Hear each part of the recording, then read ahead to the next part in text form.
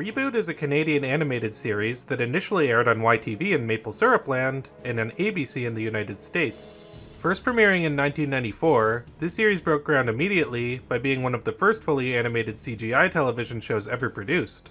Heck, this was even before Toy Story hit the theaters in 1995, so to call Reboot ahead of its time is an understatement. The series was developed in good old Vancouver by Mainframe Entertainment, a newly founded company at the time, created by Gavin Blair, Ian Pearson, Phil Mitchell, and John Grace. This team was looking to produce the first CGI television show after using said technology to make the music videos for Dire Straits' Money for Nothing and Def Leppard's Let's Get Rocked. While they weren't technically the first CGI show, because a few other shows like VeggieTales beat them to the punch, Reboot was still very groundbreaking for how it took a much deeper, more mature science fiction story and still made it accessible to kids. This made Reboot a series very akin to things like Batman the Animated Series or Avatar The Last Airbender, which both used the format of a children's show to tell very mature stories. And yes, I'm aware that I just compared Reboot to two of the greatest animated series of all time, and I stand by that high praise. In fact, while the show certainly has a cult following, I think it deserves to be ranked more often among the all-time greats. The best way to demonstrate why this is by covering every episode one after the other. This has also led me to consider how each episode of Reboot stacks up against each other when ranking them against one another. Spoilers are kind of unavoidable while reviewing every episode of a series, so fair warning. If you haven't seen it yet, I highly recommend getting caught up on Reboot. And no, we're not covering the Guardian Code in this video because that thing doesn't exist. And if it does, then it's a topic for another day. Same with the PS1 game.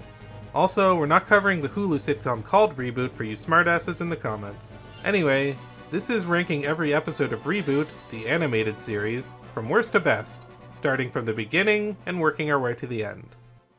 Reboot!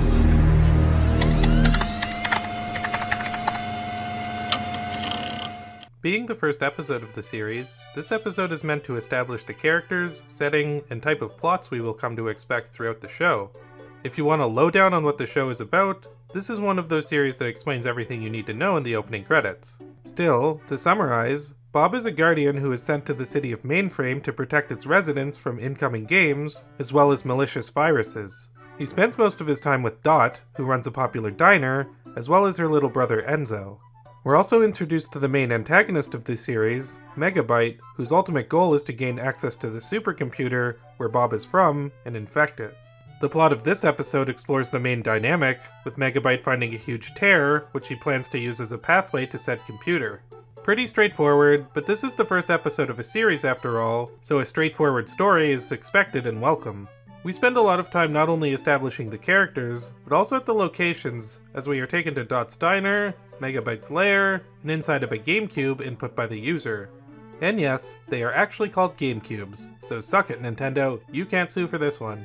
The GameCubes take the sprites into a game where everyone who enters becomes a non-playable character. If the sprites fail to stop the user, then everyone within the GameCube's reach is turned into a slug-like creature called a null. Despite being mostly focused on world building and character setup, this first episode does contain a lot of action and humor, which are both staples of the show as a whole. This is best demonstrated in the opening action sequence, where Bob is being chased by Hack and Slash, Megabyte's two bumbling henchmen. The humor of the show is a good mix of slapstick, which will appeal to kids, and referential humor that will go over their heads. Sure, a kid may get a reference to Pong or Star Wars, which this episode contains, but other parts of this episode reference things like George Lucas's first film, THX 1138, which I doubt any 90s kid will get. I'm not going to point out every reference that the show makes, but if you are looking for that, check out the series Every Reference in Reboot by YouTuber Cameron O'Hara, link in the video description. Even the action sequences surprisingly still hold up after all these years. You would think that the animation for this show would feel dated, but okay, it kinda does, but not in a bad way.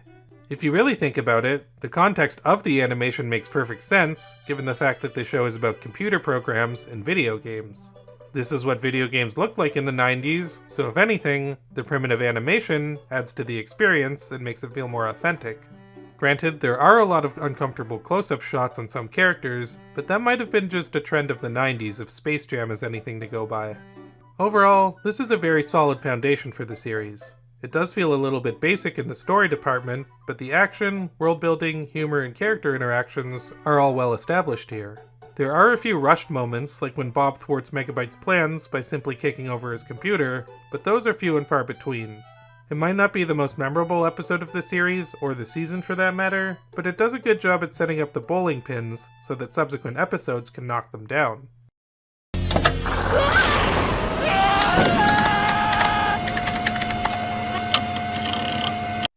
This episode follows Enzo starting his own delivery service when he gets a request from Megabyte to deliver a package to the other prominent virus in mainframe, Hexadecimal. Unbeknownst to him, the package is actually a face mask disguised as a bomb that Megabyte wanted to use to delete Hexadecimal. While the first episode was much more character-focused, the subsequent episode focuses a lot more on action. The title Racing the Clock gives us a good idea on what to expect this time around. This is an episode that focuses on Enzo a lot more, which is a good idea because he wasn't in the first episode that much. I really like the chemistry between Enzo and Megabyte here. It kinda reminds me of the dynamic between Scar and Simba from The Lion King, with the former being very manipulative, and playing into the latter's desire to be brave. Tony Jay's voice acting for Megabyte also sounds a little bit like a cross between Jeremy Irons as Scar and Jim Cummings as Robotnik, which makes me wish he was still alive to do a cover of Be Prepared.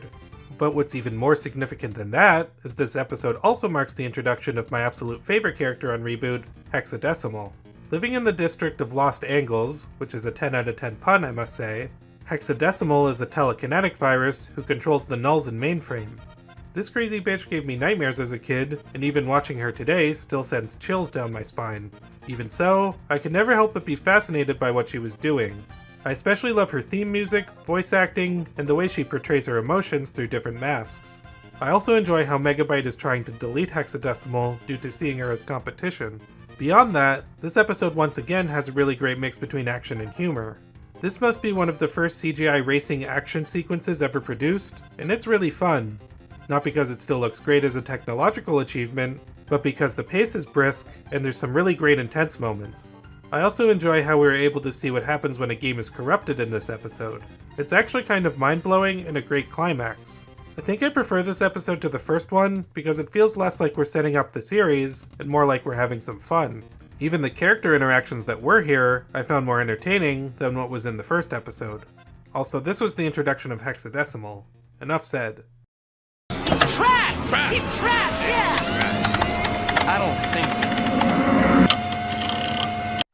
Megabyte obtains a dangerous magnet, which he plans to use to access the supercomputer. Bob prevents this from happening by stealing the magnet, but is thrown off when the magnet attaches itself to Dot, thus putting her life in danger. Fucking magnets, how do they work? This is my favorite episode so far, as in my opinion, it's the best mix of action, humor, character moments, and world building we've gotten so far. Not only do we get a lot of great moments with Bob, Dot, Enzo, and Megabyte, side characters like Cecil and Fong are also given a lot more time to breathe here. On top of that, this episode introduces probably my two favorite comic relief characters on the entire series, those being Al and Al's waiter, Hear that, Al? What? who run a diner on level 31 of mainframe. Al's waiter operates the front of the restaurant and talks very slowly, while Al himself is an unseen off-screen presence who responds to everything with his iconic catchphrase, "What?" I don't even care that it's the same setup and punchline every time. The incredibly slow speech, followed by the blunt off-screen exclamation, always gets me. Beyond that, the scene in Al's Wait and Eat is great, as we get to see some of the other mainframe residents, like the Numbers, who make really dumb but amusing dad jokes. I've been waiting for this since I was 4! The first two acts of this episode are a little bit slower and more focused on world building, aside from the opening chase sequence that is, but the third act of this episode gives us by far the most engaging and thrilling game sequence so far. This is a good time to bring up that I've been watching the 4K upscaled versions of these episodes, which look really great, and I would recommend checking out if you plan on watching or rewatching this show. Also, when you consider this season was produced in 1994, before 3D video games were even the norm, these game sequences are even more impressive. I think Reboot may have even predicted how certain games like Medieval or Panzer's Dragoon were going to look and play through this episode specifically. All in all, another really solid episode in the bag. Definitely a very humor-focused episode that includes everything from running gags, cultural references, computer puns, fourth wall breaking jokes, and dad jokes. The humor in this show may not be to everyone's taste, but I really enjoy it, and appreciate the creators giving us a wide variety of jokes that both kids and adults can appreciate. The action sequences are also very engaging to this day, despite the dated technology, which I've brought up before. That to me is an indication that there was actual artistry behind the show's action sequences, and Reboot was never just the sum of its technological achievements. Very, very sad. I'll have to destroy you all. Now we get to another Megabyte vs Hexadecimal episode, this one involving the former stealing a dangerous bug from the latter that turns everyone in Mainframe into stone. This is with the exception of Hexadecimal, who made it herself, and Bob, whose guardian code overrides it. This episode really defines what the difference between the two viruses are. While Megabyte does what he does for power, Hexadecimal simply gets a sick sense of fun out of causing chaos. She wasn't necessarily planning on destroying Mainframe here, but at the same time, the city's safety wasn't her biggest concern, until she realized she unintentionally caused world peace by turning everyone into stone. This episode also includes a fight scene between the two viruses, which is really great and a fun way to demonstrate what they're both capable of physically. And yes, Hexadecimal's scary face still lives on forever in my nightmares. Her color-changing eyes add to the threat, and I also like how they change with her mask depending on her emotion. If you look at early CGI shows like Donkey Kong Country or Monster by Mistake, the animation is unintentionally scary. The animation during Hexadecimal scenes is intentionally scary, and making it a bit dated makes it even scarier. Despite this, we do see in the episode that Hexadecimal has somewhat of a heart, especially when she gets emotional from turning her adorable sidekick Scuzzy into stone. This proves that, while certainly destructive, Hexadecimal is nowhere near as evil as Megabyte. I really like the contrast of these two characters a lot. This is easily my favorite episode of the season so far, mostly due to Hexadecimal getting a larger role and showcasing more of her powers. Even though this is the first episode without a game, it never feels dull due to the incredibly high stakes and the great character interactions between Bob, Megabyte, and Hexadecimal. Cameos from Alan as waiter are appreciated too. We also get a lot more Frisket in this episode, who is Enzo's dog who reminds me a little bit of Rush from Mega Man. Hexadecimal's theme music is also fantastic and reminds me of something from the Persona games. This is a good time to shout out Bob Buckley, who is Reboot's composer and does a great job all around.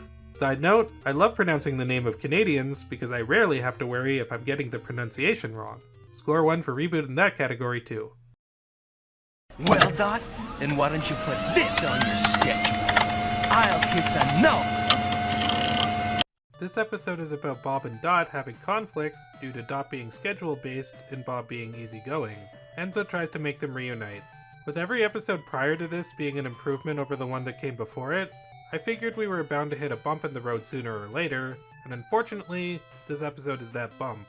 It's not a bad episode by any means, but it is kind of average and the weakest so far. There are some definite highlights, most notably the introduction of Mike the TV. This was my favorite character as a kid, and all these years later, I still enjoy his presence. The humor in Reboot often involves characters breaking the fourth wall and talking to the audience, and there's no character this works better for than Mike, who is very expressive and loves showboating. The humor in general in this episode really works. I especially love when Bob and Dot use words like dipswitch, basic, low density, and random while insulting each other.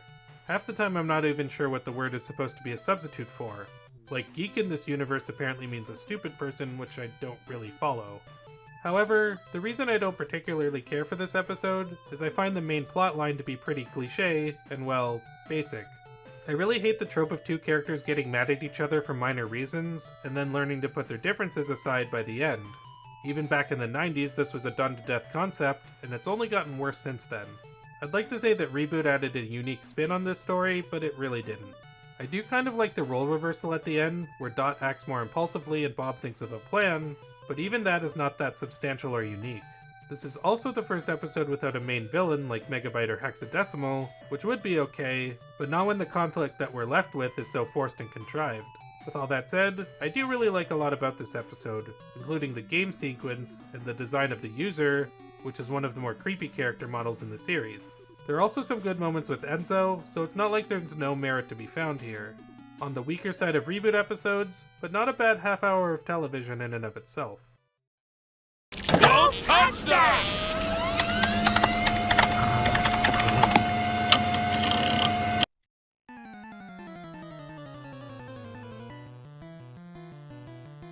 Trevor. I would like to thank the fine folks at OK Fine Be That Way for letting me, Trevor from Media Mementos, tackle episode 6 in the belly of the beast. Compared to the last few episodes, this one really stands out. First of all, there's no game to speak of, and second, the main character in this story changes halfway through. In the first half of the story, it's Bob, and then in the second half, it's Enzo. Alright, sure, that's an interesting choice. And in retrospect, I think that choice was made considering where this was in the show. This was episode 6. So now's around the time where a show would normally flesh out its characters a little more and have a bit more development for future stories. This one seems to be taking that route, but it does so in a very mixed way. The story is that Frisket swallows an unformat command that Gigabyte wants because he's, in pursuit of being more evil. So he abducts Frisket and Enzo, extracts the unformat command, and then loses it, and then the episode's over. Yeah, as good as this episode is when it comes to developing the cast, nothing really happens over the course of the story. The whole thing is, Frisket swallows the command, he gets captured, he and Enzo escape, and that's it.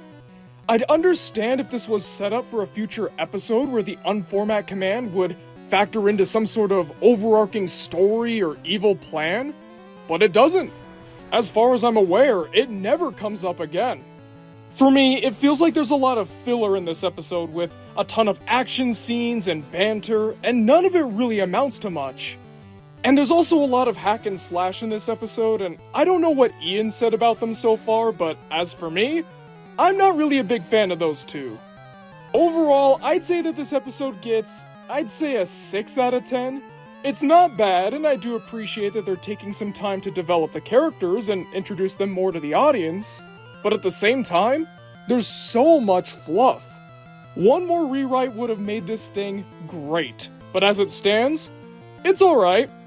I wouldn't say it's worthy of skipping, but at the same time, it's not really worth seeking out. Thanks for having me, guys. Now back to you. Nice try, you rapscallion, but my crew doesn't scare that easily. A group of software pirates, which is another 10 out of 10 pun I must say, pillage Mainframe and capture Bob with the intent to sell him off. This leads to Dot and Fong embarking on a swashbuckling journey to rescue Bob from captivity. Sorry for the interruption, but I would like to make a little correction here. It was not Fong that accompanied Dot on the swashbuckling adventure. It was Enzo. Fong's contribution was locating the fastest ship in Mainframe, which he did from the principal's office. Back to Ian. Thanks. Not a complicated plot, but a fun one. Even though you could see it as an allegory for human trafficking, which is something.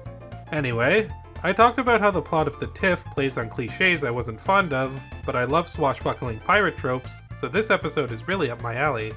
This also marks the introduction of another one of my favorite characters on the show, that being the titular Crimson Binome, whose name is a parody of the film The Crimson Pirate. While Megabyte is motivated by power and Hexadecimal is motivated by chaos, the Crimson Binome is motivated by money, giving even more variety to the villains in the series. He's voiced by the late Long John Baldry, who, outside of Reboot, is known for his musical career, but is probably best known on the internet as the voice of Robotnik on The Adventures of Sonic the Hedgehog. It's always really funny to watch his scenes with that in mind. Snooping as usual, I see. We're also introduced to the rest of the Saucy Mare crew, including Princess Bula and Miss Sally, many of whom get the time to shine as well. Oddly enough, there's also a reference to the character Mouse, who doesn't appear in this episode, or the series so far, but would later become a very major character. I guess that's foreshadowing and we'll cross that bridge when we get to it. It seems like the locations in this show are named after Vancouver locations such as Kitts Beach and Broadway Street, so maybe there's a Sprite equivalent of Game Dude ranting on the beach about his ex-girlfriend.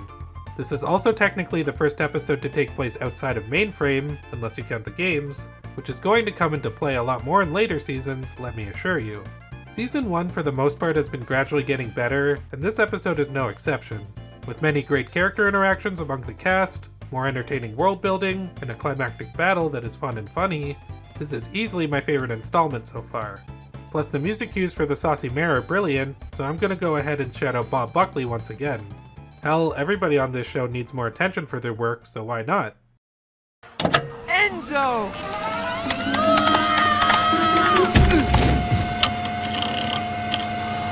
Enzo thinks he's stupid, or basic, and goes to Fawn to become smarter. Upon doing so, Enzo turns Mainframe 8-bit as he makes everyone else dumber instead of making him smarter. He basically turned Mainframe into 8-bit idiocracy, which is a really fun idea. The 4K upscale of this episode really highlights the difference in animation between Enzo and the 8-bit mainframe, so I highly recommend watching that if you plan to check this out. As you might be able to guess, this is an episode that focuses a lot on humor, and there are a lot of laugh-out-loud moments. Bob tackling Enzo is a hilarious role reversal, and the slow motion scenes during the games near the end are really funny too. I also love how making everyone else dumber has no effect on Mike the TV. I personally considered him more random than dumb, but I guess random does mean dumb in this universe, so there you go, I guess. It's so interesting seeing Enzo struggling with trying to be smart and brave this early on, given his later development. Also, now that I think about it, I don't think we ever do get to see Enzo going to school, even though it's stated numerous times throughout the series that he does. Considering in this episode he's supposed to touch a screen to gain information, it really makes me wonder how the education system in Mainframe works, but I digress. This isn't one of my favorite episodes so far, but it is still a very solid one. There are some great moments with Fong and Enzo, and some really funny scenes and dialogue. It's also the first episode to feature 2 games, which along with the 8-bit art style, makes this a very dynamic episode visually. The first season of Reboot is great at taking somewhat base television show plots and putting a new twist on them to develop the world and characters. This episode, once again, is no exception to that rule. Absolutely free for only $99.99. Finally, we get a Mike the TV focused episode. This was one of my favorites as a kid for that reason. Mike gets stuck in a game with Bob, Dot, and Enzo, and must work with them to win. What follows is basically a series of vignettes, with the main characters experiencing different trials in the game. It's that simple, but boy is it a lot of fun. Mike is one of those irritating comic relief characters who really works, because everyone around him is so annoyed by him. I also find the character really funny personally, but even if you don't, the rest of the characters represent your woes. Michael Donovan, the guy who plays Mike, has great vocal range and can change his voice dramatically on a whim, which is really impressive, and a great way to continually throw the audience off. He even does a great Peter Lorre impression, which at this point I think is a requirement for every animated show ever. This entire episode, aside from the beginning and ending, takes place within the game, which is a really nice change of pace. The game itself is an RPG where everyone has a different class, therefore they must work together to achieve a mutual goal. Even though they already did a medieval setting for a game, this one still manages to feel different. It's another very humor-driven episode, which makes sense given Mike plays a huge role. Even so, there are some genuinely sweet moments too, such as when the team learns to appreciate Mike, despite still being occasionally annoyed by him. I also find Bob's doppelganger near the end to actually be pretty damn frightening. The other doppelgangers, not so much, but credit where it's due. If you find Mike annoying in a bad way, you might not like this episode so much, but for everyone else, this is a really fun installment. Mike seems to be a comment on irksome side characters in video games like the talking companions in Zelda, even though he technically predates Navi, who started that trend. It's retroactively perfect and makes for, in my opinion, one of the best humor-focused episodes of the show yet. I especially love the jabs at commercials and product placement in television shows, perpetuated by soulless corporations looking to make a buck. Good reminder to never stoop to that level. On an unrelated note, this YouTube video is brought to you by Raid Shadow.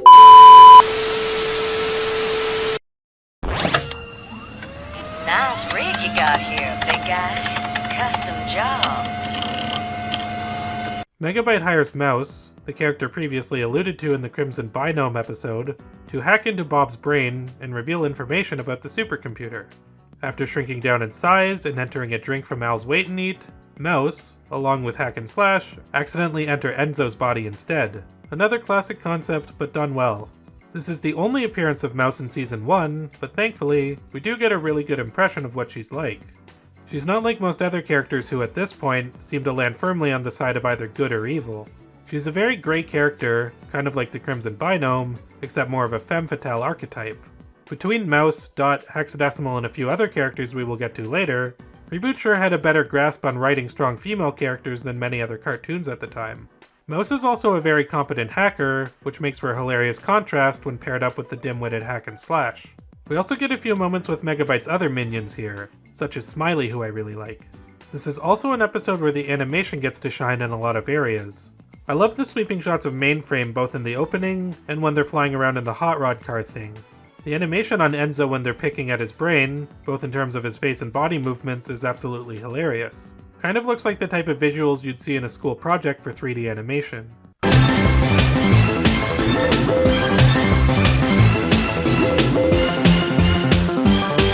Despite having a lot of humor, this is definitely an episode where the jokes are balanced out with the action and world building. It's really interesting to see the inside of what the sprites look like, and the action sequence near the end is a lot of fun. It really demonstrates a lot of artistry in the movement and speed, along with the mix of humor and tension that Reboot does so well. We also see Al for the first time, sort of, as he's tied up by ropes by Hack and Slash.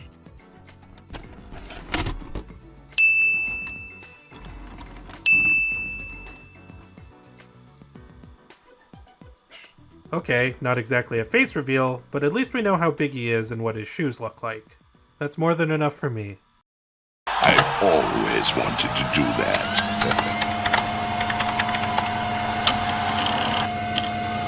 Dot prepares a surprise talent show for Enzo's birthday, while Bob distracts Enzo, and Megabyte becomes bitter over having not been invited. What follows is basically a series of tryouts for the talent show, interspliced with the occasional scene of Bob, Enzo, or Megabyte.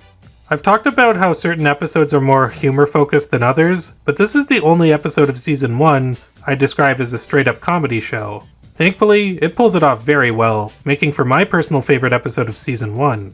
Reboot has always been big on referential humor ever since the first episode, but Talent Night dials it up to 11. Literally, as that's referenced in the episode as well. Beyond the nod to Spinal Tap, this episode also features references to everything under the sun, including Doom, Glitch, BFG. Star Trek, It's gonna be a long time. Forbidden Planet, Certainly, sir. Will 64 gallons be sufficient? The Village People, Michael Jackson, Oh no, not breakdancing! Nat King Cole, Unforgettable. Elvis Presley, Ladies and gentlemen, Megabyte has left the building!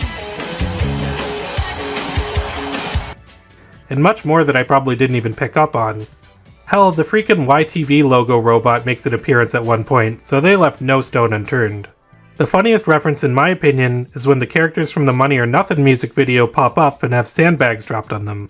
This is referencing how the creators of Reboot were known for nothing else other than animating that music video for a long time, so this was a very funny, albeit passive-aggressive way, to vent their frustrations.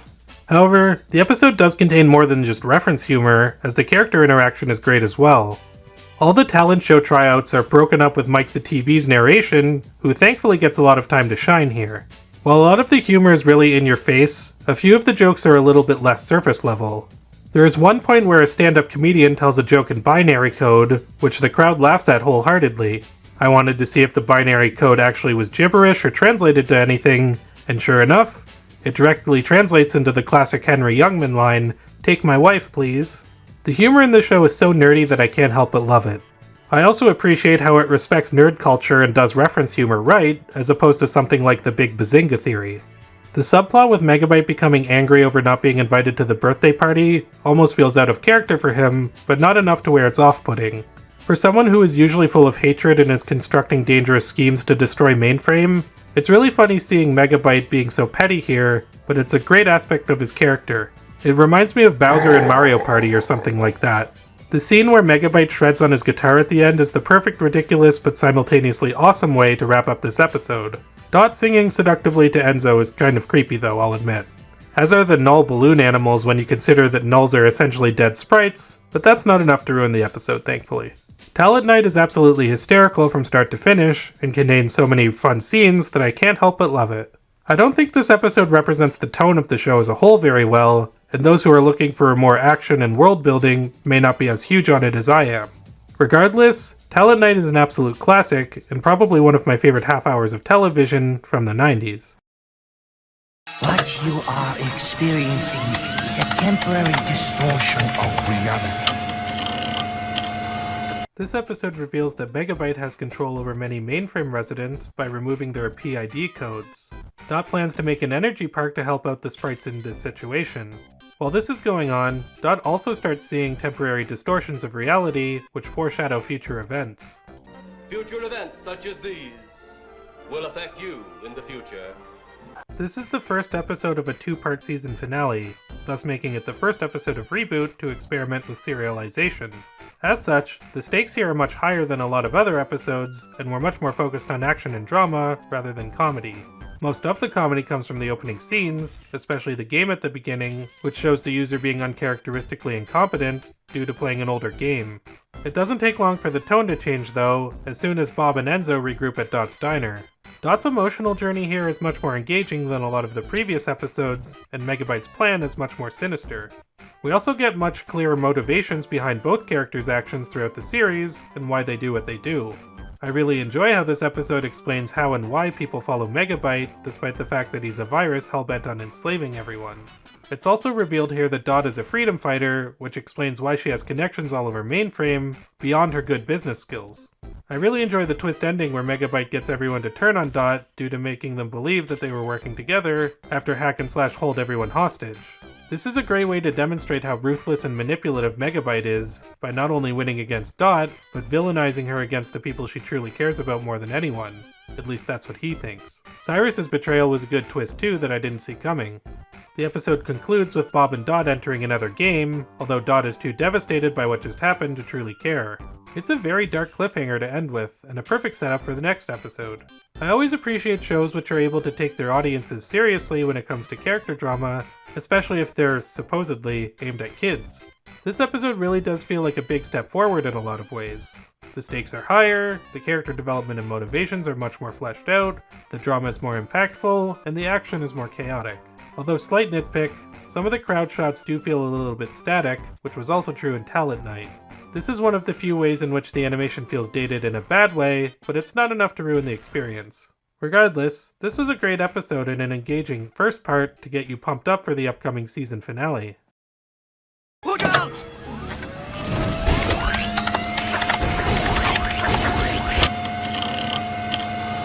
Picking up where the last episode left off, Bob and Dot are now in a freaky circus game that they need to complete while Dot deals with her guilt about failing the mainframe residents. When Dot can't motivate herself, Fong does an It's a Wonderful Lifestyle mental trick where he shows Dot what would happen if she gives up and loses the game. Here she finds out that Megabyte will take over and turn the city into a bleak utopia known as Megaframe. The first thing that stands out to me in this episode are the visuals, which are the best that the show has to offer up until this point. I really enjoy creepy carnivals, so the game in this episode is really appealing to my personal preferences, even though I'm not exactly a juggalo. Fucking magnets, how do they work? Beyond that, the game has a really appealing color palette, and the crazy camera angles do a great job at highlighting the warped nature of the funhouse. Dot's Sad Cloud costume in contrast to Bob's Happy costume is a nice touch too. Megaframe is also visually stimulating, and kind of reminiscent of Biff's Utopia from Back to the Future 2. Beyond the visuals, this episode further expands on Dot and Megabyte's development from the previous episode. Here we get to finally see what the full extent of Megabyte's plans would be had he taken over Mainframe, which makes us care even more about the city's well-being. Not only that, these have easily been the best Dot episodes we've had so far, as they really highlight her commitment to the city and its residents. I also liked Fong in this episode more than the previous ones. He's really smart and gives Dot really great guidance that's important for her development. I love seeing the characters getting challenged not only by an external threat, but by their own internal doubt. This type of storytelling is when Reboot is at its best in my opinion.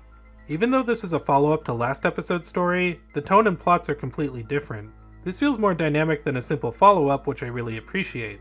It's another somewhat classic story that references It's a Wonderful Life, but done really well, with its own spin on the material, as Reboot's best episodes tend to be. That glimpse into the future takes up half the episode, but that's okay because it's really entertaining and important to Dot's development. What a great way to wrap up the season. Also, the PID building near the end looks familiar, but I can't exactly put my finger on why. Hey look, it's Science World! Season 1 of Reboot holds up really well. This is a very nostalgic show for me, I'll admit, but that doesn't mean that it doesn't hold up on its own merits even today. The characters are great, the comedy is really funny, the music is well done, the world building is fascinating, and the animation, despite being technologically primitive, I still think has a lot of charm and artistic merit to it. It doesn't go as far and deep as subsequent seasons, partially due to the episodic format, and partially due to having to establish the world and characters. I definitely think that this is a show that does improve from becoming darker and more serialized, much like how Moral Laurel did. However, that doesn't stop Season 1 from being a lot of fun, and occasionally containing some great emotional moments. This show is also really good at establishing the stakes, as the characters feel very challenged by the threat in each episode. There was only one episode this season I thought was kind of average, but even that one had a lot of elements I could appreciate in it. Every other episode was either good or great, more often than not the latter. The second half of the season was an overall improvement over the first half, so the show has already started to evolve this early on. Got nowhere to go but up as we enter Season 2.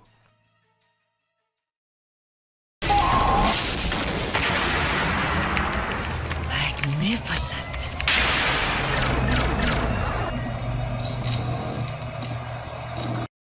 Season 2 kicks off with Mainframe getting a new upgrade, presumably from the user. It turns out the upgrade was actually Gigabyte, who disguised himself in order to get into the principal office and perform a shutdown command that would wipe the entire system. Fong cryptically tells Bob to use Gigabyte's greed in order to take him down. For the most part, this is a back-to-basics episode. Gigabyte hatches a plan, and Bob has to stop him. Basic is an insult for the characters in this show, but for me, it doesn't necessarily mean bad, as long as you keep other episodes fresh with new ideas. We also get a lot of great character moments here, especially from Fong, Bob, and Gigabyte, who have a great dynamic together. Enzo, Dot, and Cecil get some really great scenes too.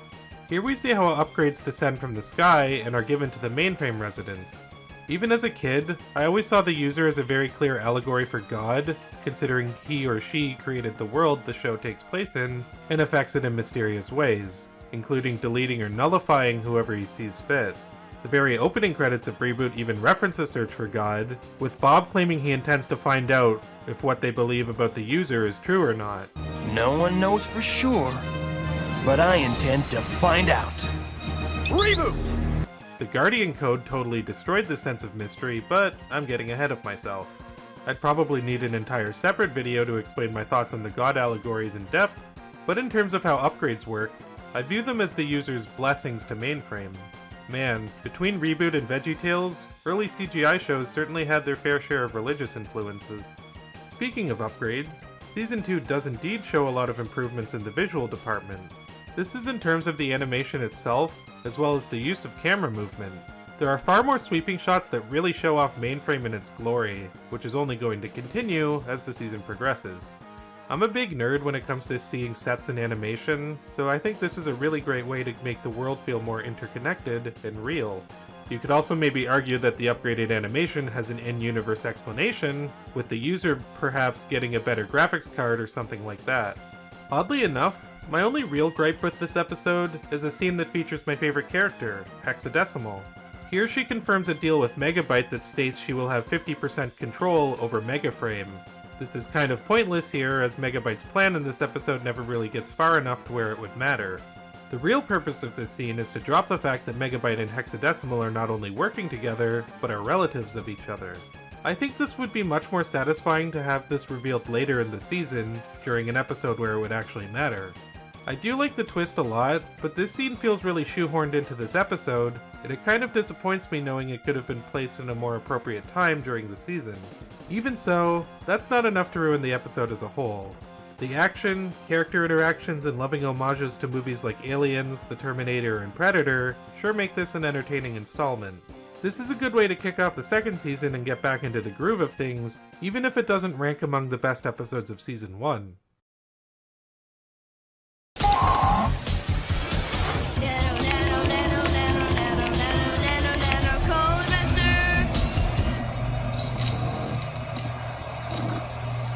A Codemaster named Lens the Reaper enters Mainframe, looking to erase the legendary Codemaster Talon, who was apparently last seen in the city. That would be all well and good, except Lens is highly destructive and will rip Mainframe apart until he gets what he desires. He even blows up a building and knocks it over, which is a huge indication that this is a pre-9/11 children's show. Lens the Reaper is a pretty cool one-off villain, and it's nice to see a threat to mainframe that isn't Megabyte or Hexadecimal. Megabyte does make a cameo, but that's about as pointless as Hexadecimal's cameo from the last episode. Lens the Reaper's design is cool, presence is threatening, and voice acting is well done, making for a very welcome addition to the cast. This episode also expands on the backstory of the side character we haven't seen much of, that being Old Man Pearson. Spoiler! Old Man Pearson is actually Talon, who gave up his life as a codemaster and retired in mainframe. Nevertheless, Lens the Reaper says, "Once a codemaster, always a codemaster," resulting in a climactic standoff that pays homage to the good, the bad, and the ugly. This episode all around has a lot of references to westerns, which should come as no surprise considering the very title, High Code, is a parody of High Noon. Even a lot of the episode's themes are akin to what you'd find in westerns, such as a stranger rolling into town, and a resident having to deal with his dark past that he's trying to escape from. We also get the first actual game of Season 2 here, which, wouldn't you know it, is western themed. Like many great sci-fi stories, Reboot is derivative of great art, but it manages to feel fresh by adding its own unique style and flavor to these classic themes. I definitely think this episode is a major improvement over the first episode of Season 2. It gives us a new villain that we didn't know we needed, and develops a side character that we didn't know needed developing. I really love the end of the episode where the character's dedication to self-sacrifice in order to protect the lives of everyone is what causes Lens the Reaper to spare them. It really demonstrates why these characters do what they do, and gets not only Lens, but us as an audience, to appreciate them a whole lot more. Gotta love how a show marketed towards children can make comments on life and death by turning the characters into computer programs which can be deleted or nullified. Not the type of thing I'd expect from children's programming nowadays, which is another reason that Reboot is so special. Well, just stay out of my way while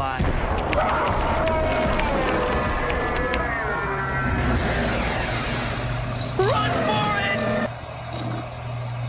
Megabyte drains energy from a GameCube in order to use it to break into the mainframe archives and create a gateway to the supercomputer. However, Hack and Slash end up draining too much energy, causing two GameCubes to collide with each other, hence the episode's title. Much like the first episode of the season, this one starts out as a pretty typical Megabyte plot. Certainly serviceable, but nothing ultimately that special. However, as this episode continues, things start to get a lot crazier and more creative. We finally get to see what Mainframe's energy core looks like. What is this place? This is the mainframe archives, the storage space for old information. Which is essentially a room filled with computer desktop icons. Also, we have seen games become corrupted in previous episodes, but not to this extent.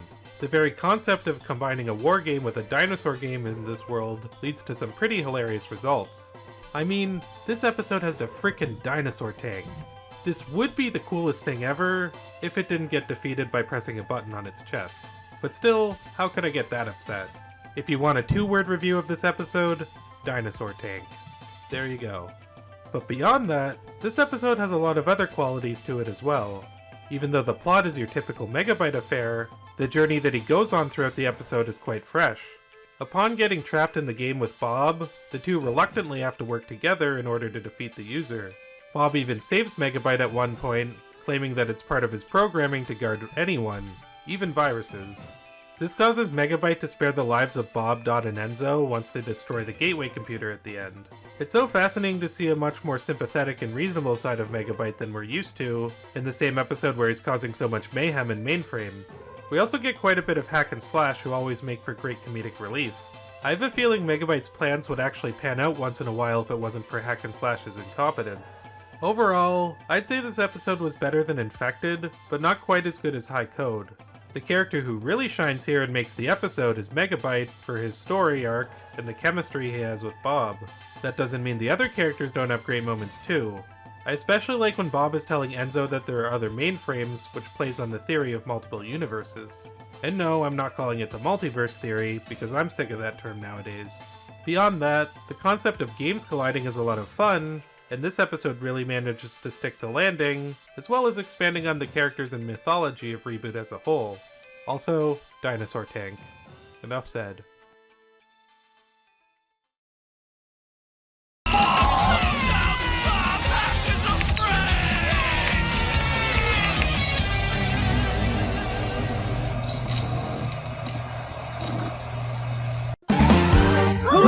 narrator. It's Jason. What's up YouTube? What's up everyone? This is Jason Entertainment. I'm very honored and excited to be here. I will be reviewing the 4th episode of Season 2 titled Bad Bob.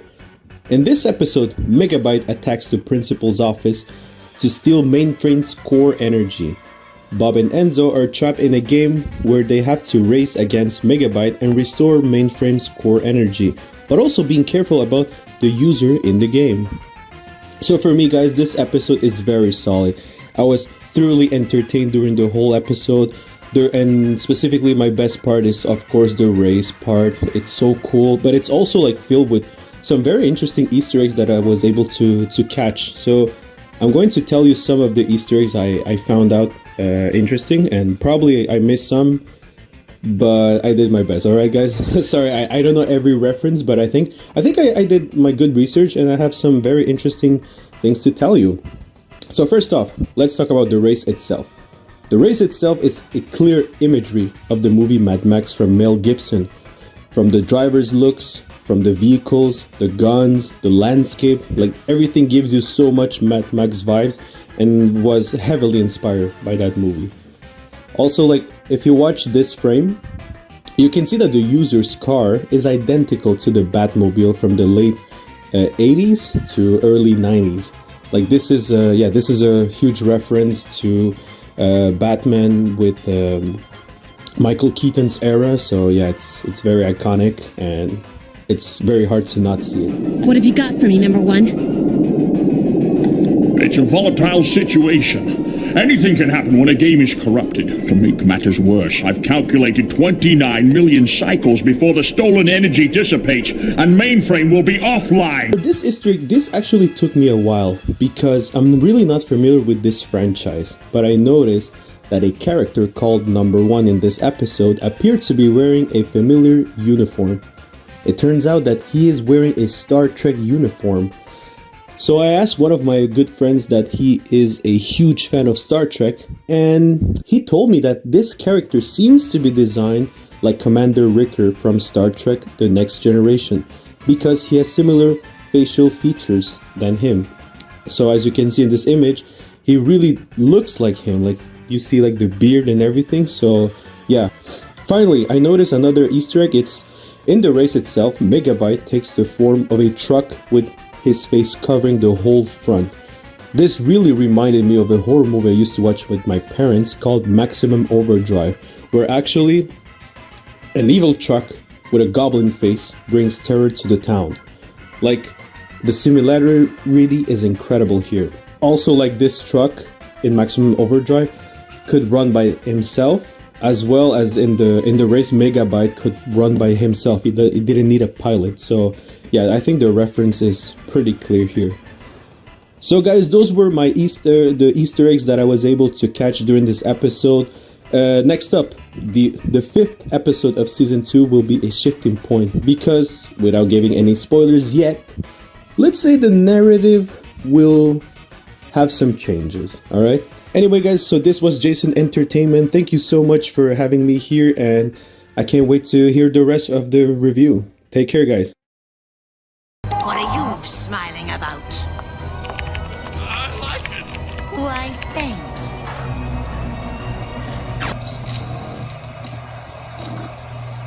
you. Alright, we finally get to another hexadecimal-centered episode.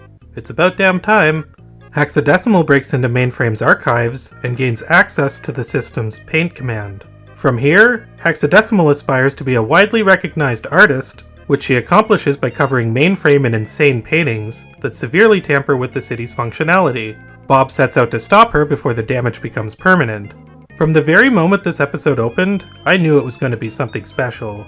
The camera sweeping over lost angles, with Hexadecimal's music playing in the background, was not only really cool visually, but a great way to build up to Hex's reveal that was really satisfying. From there, the episode wastes no time as the stakes ramp up immediately, with Hex going absolutely ballistic with the paint tool. She dresses Megabyte up like a clown and traps the Binome guards in paintings, Super Mario 64 style. Let me say right now that if you've watched Reboot but haven't seen the episodes in 4K, This is, so far, the one I recommend viewing the most in that format.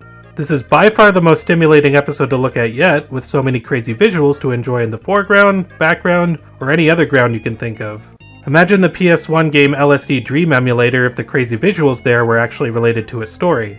On top of that, if you're a big classic art nerd, which I am to a very limited extent, you'll appreciate the nods to painting and sculptures littered throughout the show. This includes the Scream, the Persistence of Memory, the Thinker, the Creation of Adam, and the Mona Lisa, just to name a few. Hex even goes through a blue period at one point, just like Pablo Picasso, so you can definitely tell that the writers of this episode had a lot of fun expressing their love for art everywhere. As great as the visuals and references are, they certainly don't overshadow the very strong character interaction found here. This episode summarizes to me exactly what Hexadecimal is all about, causing chaos, which is entertaining and beautiful, but destructive at the same time. After such a long time without a Hex-focused episode, it's great to see her back and crazier than ever. We finally even get to see what's behind her mask in one of the most unsettling scenes yet. Hex isn't the only character to return here, as we once again get a story involving Mike the TV, who has become a documentarian. Mike and Hexadecimal are the most unlikely pairing I could come up with, but I'll be damned if they aren't absolutely amazing together. I guess they're polar opposites in terms of morals, but they do have the same theatrical nature to them, which is always a lot of fun. Really, everybody gets a moment to shine here. Bob, Dot, Enzo, Fong, Frisket, Megabyte, Hack and Slash. Even Hexadecimal's pet Scuzzy has one of the best scenes we've seen yet. It goes to show the power of writing really great characters and having them work off of each other. Honestly, this might top Talent Night as my favorite episode so far. It's a very close call. The humor, world building, character variety, trippy visuals, and pacing are all on point here. There's not a single moment that drags one bit. I didn't even talk about the climax with Enzo separating himself into different windows, which was one of the strangest but coolest things I've ever seen. Also, the final shot here is one of the scariest things I've ever seen in a children's show, and a big part of the reason Hex gave me nightmares as a kid. Even as I'm sitting here writing this conclusion, I'm thinking of way more things I want to talk about since I love this episode so much. I'll summarize it by saying that this is hands down one of the best, if not the best, episodes up until this point. We can never stay together, no matter what happens. We can be together, Enzo. No! What are you doing? Ugh. Enzo is feeling depressed due to not having any sprites his own age to play with, as well as not being allowed to go into games anymore. Both of these problems are solved when a GameCube lands on Enzo, and he meets a game sprite within it. This episode is a pretty seminal one in the series for a few reasons. The first half of Season 2 returned to the episodic format of Season 1, but as we enter the second half, we're finally moving into the more serialized format. Dot refusing to let Enzo enter games is something that was first established passively in the episode Bad Bob. There are also a bunch of references to previous episodes, such as dramatic recreations of certain events on Mike the TV, Bob using old episode clips in his game survival seminar, and Frisket going off gallivanting with the Crimson Binome. It's not that important to the plot here, but it is still light serialization that will get much heavier by the end of the season. This is also the episode that introduces a new member to the main cast, that being AndrAIa, the game sprite voiced by AndrAIa Libman. Yes, a woman named Andrea is playing AndrAIa. Quite the stretch, huh? For those of you who don't know, AndrAIa Libman is the voice of Pinkie Pie and Fluttershy on My Little Pony Friendship is Magic, so all you bronies out there can rejoice. She does a really great job here, which is doubly impressive considering she was still a preteen when she was playing the role. AndrAIa is a welcome addition to the cast, as through her, we finally get to see the perspective of someone who isn't from mainframe or from the net. Also, her friendship with Enzo is super adorable. The only issue is that AndrAIa is a game sprite and therefore must stay within the game when it ends. But thankfully, she finds a way around this. Dang, Reboot really made me think of random NPCs in video games way more than I did prior. We're also given some backstory here that we weren't privy to before. On top of learning about the many differences between mainframe sprites and game sprites, we also start to learn a little bit more about Dot and Enzo's father. And he hasn't got any friends because there aren't many small sprites left in mainframe since the Twin City was destroyed. It's just that talk of the other city reminds me of my father. The experiment just got out of control. He apparently worked in a Twin City to mainframe, which was accidentally destroyed due to an experiment that he was working on, killing both himself and most sprites Enzo's age. Believe it or not, this is going to come up again in future episodes, so keep it in mind for now. Overall, this is a great episode. Not quite as good as the previous two, but it does do a great job establishing a new character, dramatically building on the world's backstory, and introducing a serialized format in a subtle but satisfying way. The game in the episode is pretty cool too, even if it does lose some tension by giving the user multiple lives. Still, it was a good way for AndrAIa and Enzo to get to know each other and show off some pretty cool underwater visuals. Easily one of the most important episodes in Reboot's history, and a very good kickoff for what's yet to come. Although this is a fascinating story, I feel I must draw your attention to a more pressing matter. Really, what's that, Mike? Mike the TV accidentally shatters Hexadecimal's looking glass mirror, which releases a black creature that infects Hex. If you don't understand why Mike is hanging out at Hexadecimal's lair, watch the end of Painted Windows. All the Nulls in Mainframe swarm Hexadecimal to protect her, creating a giant creature named Nullzilla that terrorizes the city. While this is happening, Hack and Slash try to locate Megabyte's pet Null Nibbles, which has attached itself to Nullzilla. This episode expands a lot more on the lore of the Nulls. While they seemed mostly like brainless slug creatures previously, they clearly have an instinctual loyalty to Hexadecimal considering the way they try to protect her in Mainframe. While we've seen Megabyte's pet Null once or twice before this is the first episode where Nibbles plays a significant role. Megabyte also refers to Nibbles as his father at one point, which really opens up another can of worms for the future. The subplot with Hack and Slash is easily my favorite part of the episode, as it really gives the two of them a lot of time to work off of each other and be funny. On top of that, Fong explains he's working on an experiment to recompile the Nulls back into sprites, which is a theory that hasn't been tested yet. I've always found the Nulls kind of creepy, and putting them at the forefront of this episode intensifies that feeling in an organic way. Beyond that, this episode is basically one big homage to Japanese kaiju monster movies and series. Fong creates a giant robot to battle Nullzilla, which is controlled by Bob, Dot, Enzo, AndrAIa, Frisket, and Mike. This kind of makes me wonder if this is the one episode that the creators of the Guardian Code watched, since they basically gave that show the visual style of Power Rangers.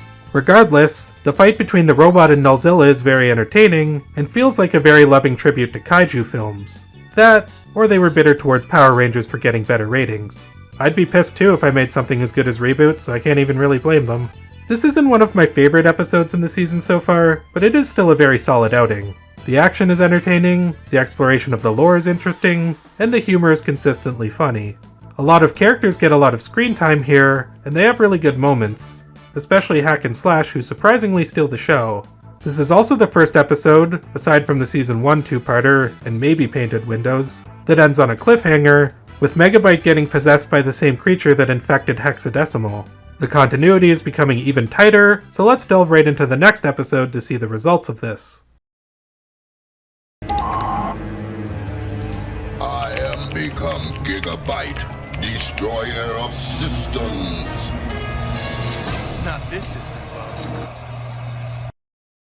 Picking up right where the last episode left off, the residents of Mainframe clean up Nullzilla's mess, while a now infected Megabyte merges with a weakened Hexadecimal. This creates a super virus called Gigabyte, which Bob must separate back into Megabyte and Hexadecimal before it harbors enough energy to create a portal to the net. While this is going on, Fong powers down the entire city to conserve energy, and Bob enlists in the help of an old friend, which is revealed to be Mouse. You might have thought that since the characters faced such a big threat in the last episode, this outing would be a little bit more mellow. Instead, Gigabyte proves to be an even bigger threat than Nullzilla due to harboring the powers of Megabyte and Hexadecimal. You can definitely feel the stakes escalating in the second half of Season 2, with each opponent becoming more challenging than the one that came before it. It kind of feels like video game progression, which, is fitting considering the nature of the show. I personally think the design of Gigabyte looks a little bit silly, as he kind of looks like a Mexican wrestler, but the overall threat of this creature is more than enough to make up for that. This is also the episode where Hexadecimal reveals definitively to Bob that Megabyte is her brother. This great reveal might have been even better if it wasn't partially spoiled in the first episode of the season. Seriously, screw that scene from before. While I'm on the topic, I also thought that Mouse's return would be a little bit more impactful if they didn't show her in the opening credits this season, but maybe I'm just nitpicking at this point. Whatever the case, both reveals here have dramatic impact on the episode's story and really work in context with the episode. Mouse is great amongst the regular cast, and fortunately, she gets paired with Dot in this episode. I say fortunately because Dot and Mouse have great chemistry together, even though it's a predictable arc where they dislike each other but learn to get along by the end. Dot does have legitimate reasons to distrust Mouse since she is mysterious and condescending, so their dynamic feels much more organic here than that time where Dot and Bob were fighting with each other. Every character has a different reaction to Mouse, with some fully believing in her morals, and others having suspicions. By the end of the episode, we as the audience don't even know if we can trust her or not, which I think is good storytelling. I'd say that I like this episode more than the previous one due to the higher stakes and even better character interaction. I also enjoy how Mainframe looks when it's powered down, since not only does it give off a pretty cool sunset look, but it is symbolic of the show itself getting darker. There are still a lot of comedic elements here though, especially from Hack and Slash as usual. I love how Bob gets a taste of what Megabyte has been going through when Hack and Slash make the situation worse by trying to help him. The stronger character dynamics and story elements that build over time are a big part of why I like Season 2 of Reboot overall more than Season 1. The end of the episode makes it clear that while the day is saved, they're not quite out of the woods yet. Speaking of which, time for the penultimate episode of Season 2. CGI Special Agent Fax Mode. CGI Special Agent Data Nully. They couldn't help overhearing you. You're looking for a missing person? Many residents of Mainframe, including Dot and Al's waiter, mysteriously go missing. Fong hires CGI agents Fax Modem and Data Nully to help Bob locate the culprit, who they suspect to be Mouse. While this isn't true, Mouse has a few secrets of her own that boil to the surface. This episode of Reboot takes a lot of inspiration from sci-fi horror properties, the most notable of which being The X-Files. Even though I've never watched The X-Files, I have seen it referenced a lot in shows like The Simpsons, so I do get the context thankfully. Fax Modem and Data Nully are parodies of the characters Fox Mulder and Dana Scully. Gillian Anderson, the actress who plays Dana Scully, I'm Dana Scully, actually voices Data Nully herself in this episode, which is really cool. These two characters are absolutely hilarious and provide the perfect comedic timing to contrast with the episode's darker elements, especially Fax Modem, who goes on many nonsensical diatribes. It's not all X-Files references though, as the climax where Mouse finds all the captured Mainframe residents in cocoons is an obvious homage to Alien. In fact, the whole creature build-up here is very similar to Alien, only showing the threat sparingly until the climax. Also, Feathers McGraw, the penguin from Wallace and Gromit, makes a cameo appearance here. He previously appeared briefly in Identity Crisis Part 2, but I forgot to bring it up. I like how he's just an established part of the universe now because why not? Reboot has so many references that I often used to call it a Tarantino movie for kids. The threat in this episode turns out to be the web creature that infected Hexadecimal and Megabyte. At the end of the last episode, Bob managed to split Gigabyte into 3 separate entities, leaving the web creature on the loose. We finally get a more tangible form of the web creature to look at, which is really cool and pretty dang scary. Given the tone of the episode, this was the perfect way for it to reveal itself. The CGI agents are definitely the highlight of the episode, but this is also a pretty important outing for Mouse too. It turns out that Mouse has been working for Turbo, the Prime Guardian who is in charge of the other Guardians. Mouse sends information regarding the web creature to Turbo, which, unbeknownst to her, is protocol for Mainframe's destruction. This is great development for Mouse, as while we know that she means well by now, her deceitful nature has landed Mainframe in jeopardy. That, along with the web creature evading capture and making a portal to the web, ends the episode on a very chilling cliffhanger. From start to finish, this is easily one of the best episodes so far. Visually it's amazing, and keeping in with the theme of Mainframe getting physically darker as the episodes get darker. I especially like the scene with Mouse traveling through a dark warehouse that is illuminated by the light of her hair. Beyond that, this episode perfectly balances the horror aspects with the comedy too, having a lot of laugh-out-loud moments with the CGI agents, Mike the TV, Al, Al's waiters, and Cecil, who I guess we find out here is actually pronounced Cecil. Even without Megabyte and Hexadecimal's presence, the stakes in Mainframe have never been higher. Both as an episode individually, and as a way to get us hyped for the season finale, this was a fantastic installment in the series.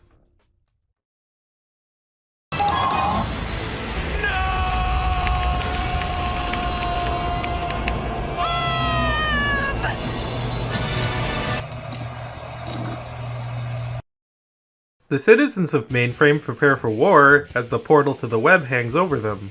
Bob strikes a deal with Megabyte and Hexadecimal for their assistance, while the two viruses hatch a plan to deceive him in the process. Given that the second season of Reboot has been progressively getting darker, and the stories have become more consequential, you'd expect the season finale to fall in line with this and give us something very substantial.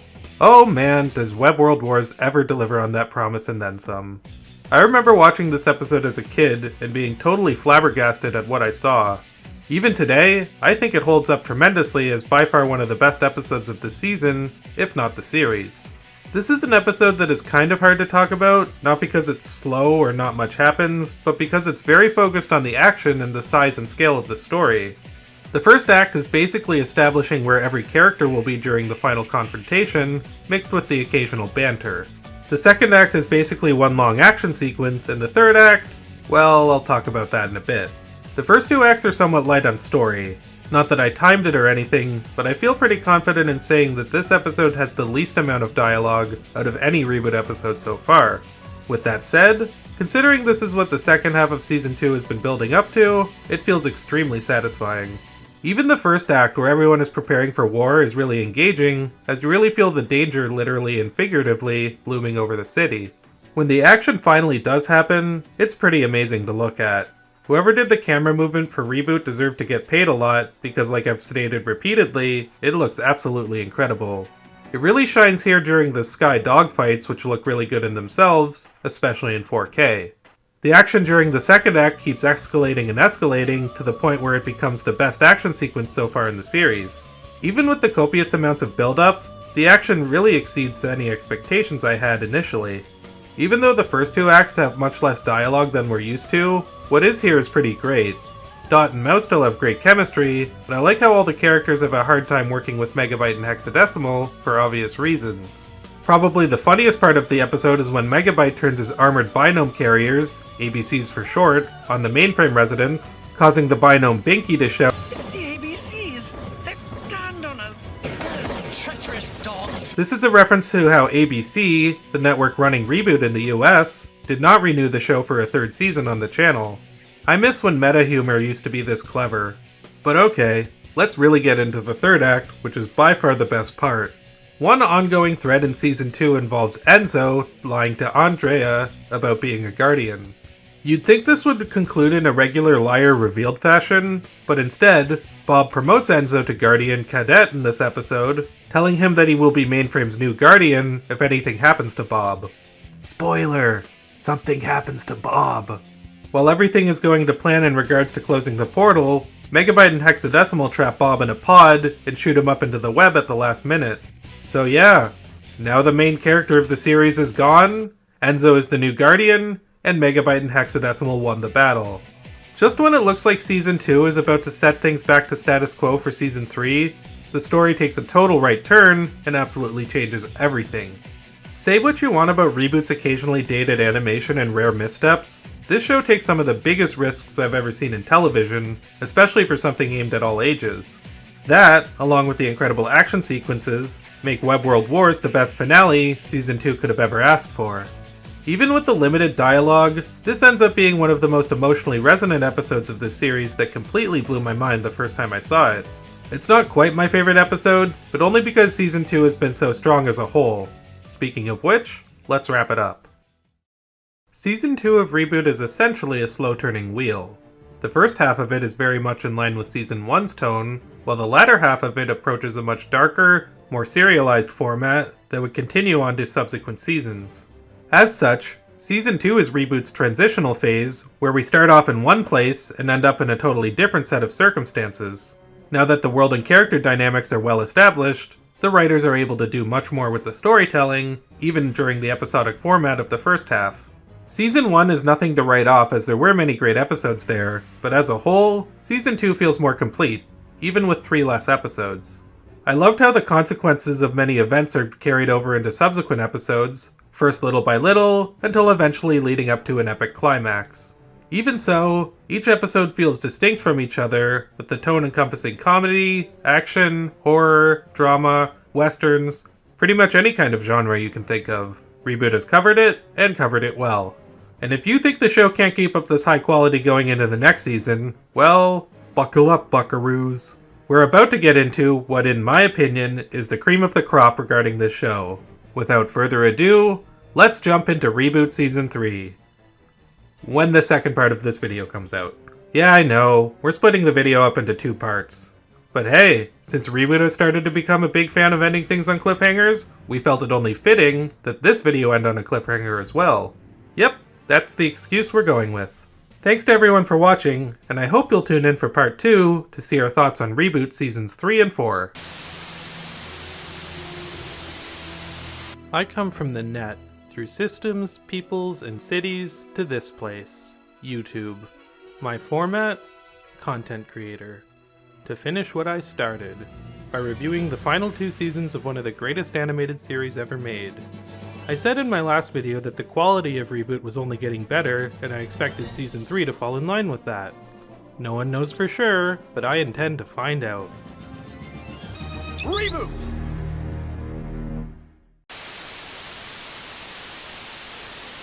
Picking up where the last season wrapped up, Bob is no longer around, and Megabyte is making steps towards taking over Mainframe and turning it into Megaframe. We get a brand new opening credits monologue spoken by Megabyte about how his mission is to corrupt and conquer. The opening credits also show clips from the previous season's finale to get everyone back up to speed. I personally find that much smarter than doing a typical previously on Reboot type of thing. Anyway, Megabyte and Hexadecimal use a stolen super weapon called the Hardware to fire at the principal office's shields. The Sky dogfights continue between the ABCs and the CPUs, while Enzo steps more into his role as a guardian. The last season ended on such a major cliffhanger, with Bob being shot up into the web, but even so, I wouldn't blame anyone for thinking that was going to be retconned by the end of this episode. That's how these type of shows work, right? They end on a big cliffhanger as a ratings trap to get people to tune into the next season. Surely they're not going to have the main character be absent from the cast. Well, maybe lesser shows work that way, but not Reboot. Bob is legitimately gone, there is no easy solution to bring him back, and the characters have to adapt to the situation without him. Very ballsy choice, I must say, and thankfully, it pays off in the best way it could, as the characters all have major development thanks to no longer being able to rely on Bob.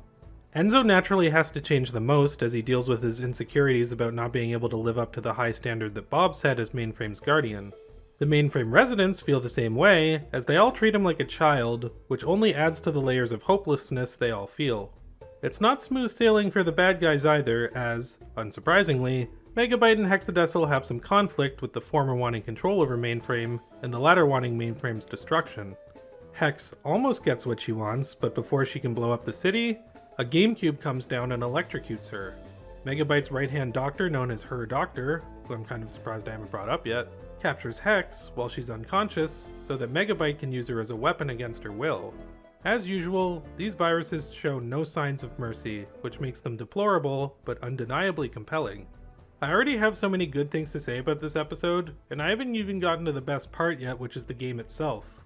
What starts out looking like a pretty typical horror-themed game quickly turns into a giant homage to The Evil Dead, complete with crazy camera movements, the characters going in a cabin in the woods, and a user who looks like Bruce Campbell and spouts out Ash's signature catchphrases repeatedly.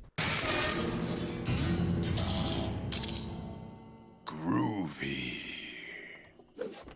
Being a huge Evil Dead fan, this absolutely blew my mind when I first saw it, and to this day, I think it's possibly the best homage in Reboot's history, as they really go all out with it. It even keeps true to the spirit of those films by using similar slapstick comedy.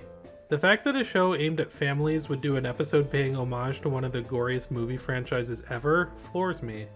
Something tells me the only reason they were able to do this was due to being dropped by ABC in the US, as the third season of Reboot in general has a lot less censorship restrictions than the first 2. Guess y'all know to come to Canada for the real edgy children's show content. We are the country that gave birth to John Kay after all, which... okay, yeah, sorry about that. But we also gave you Danny Antonucci too, so credit where it's due. What's great is that the show doesn't even stop at referencing Evil Dead, as Enzo reboots into a Michael Jackson lookalike who uses dance moves to avoid the user's attacks. This stacks one reference on top of another reference, which also happens when Dot is dressed up like Elvira and they play a musical cue from the Addams Family. There's also an interview with Mainframe's chief of police at one point, which turns out to be a Binome version of Maggie from Fargo.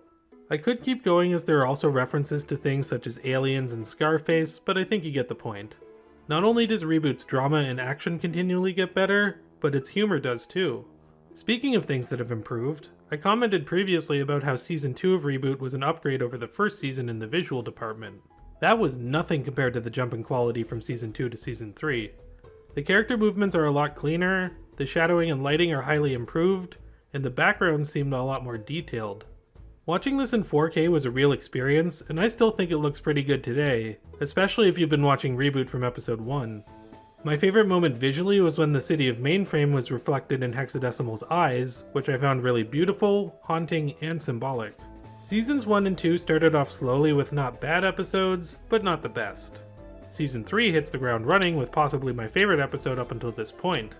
Maybe I have some bias as a big Evil Dead fan, but what makes this episode so special is how far they go with the concept, rather than it being a disposable reference. This is also a great emotional episode from Enzo's perspective, as well as the other characters dealing with the loss of Bob. Hexadecimal and Megabyte's storyline is compelling too, and only going to get better as the show continues. If this is anything to go by, Reboot Season 3 is going to be a wild ride. Also, the episode randomly ends with confirming Cecil survived. Not sure why that was relevant here, but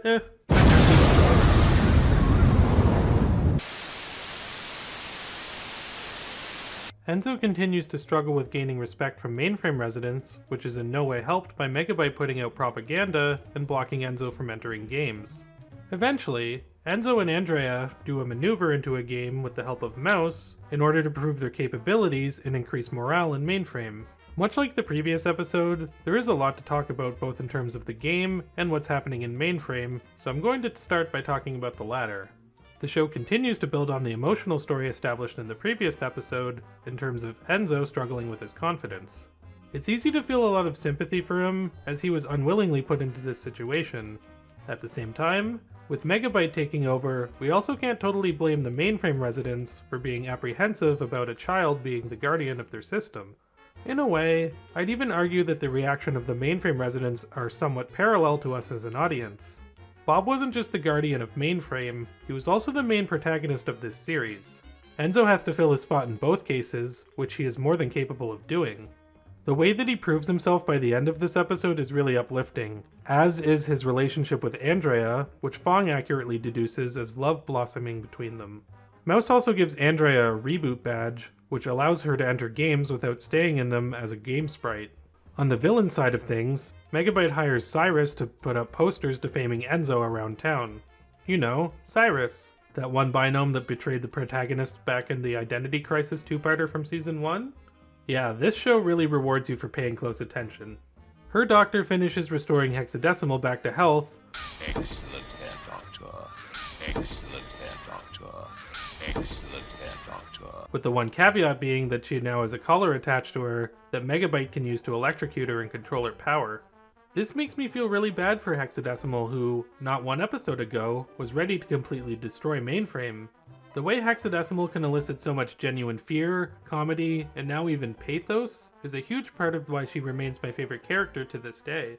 Also, Hack and Slash have done some pretty scummy stuff in the past, but interrupting Mike the TV's news report may be at the top of the list. Bastards. Okay, so onto the game. First off, the scene where they trick Megabyte's army by having the binomes hold a bunch of cardboard cutouts of Dot and Enzo was hilarious.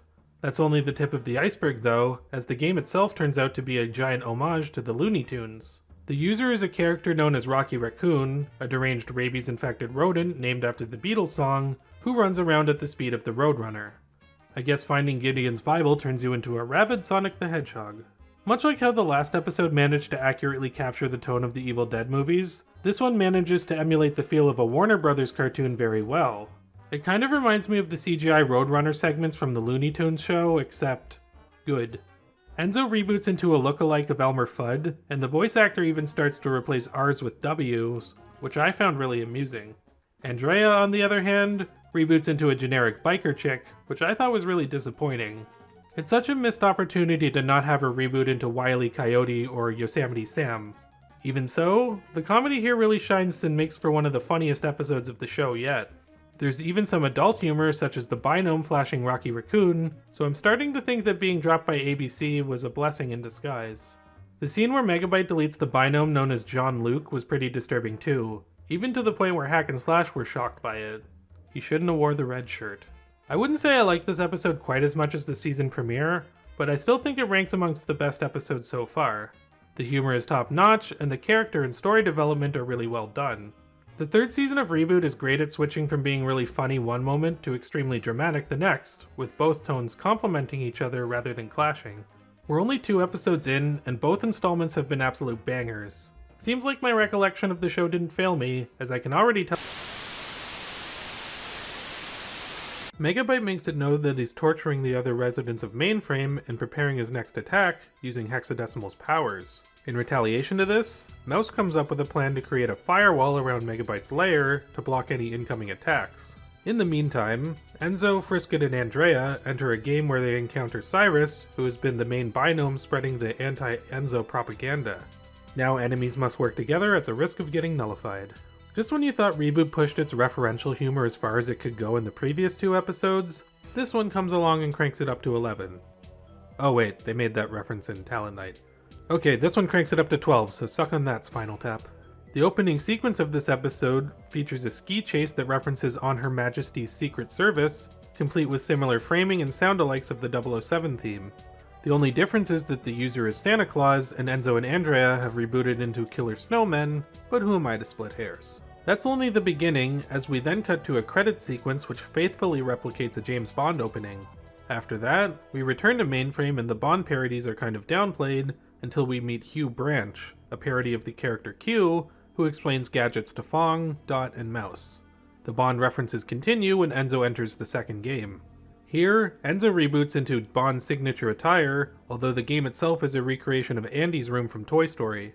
Not only that, the user turns out to be Penelope Pitstop, whom they must defeat in a race, with Cyrus and Frisket rebooting into Dick Dastardly and Muttley.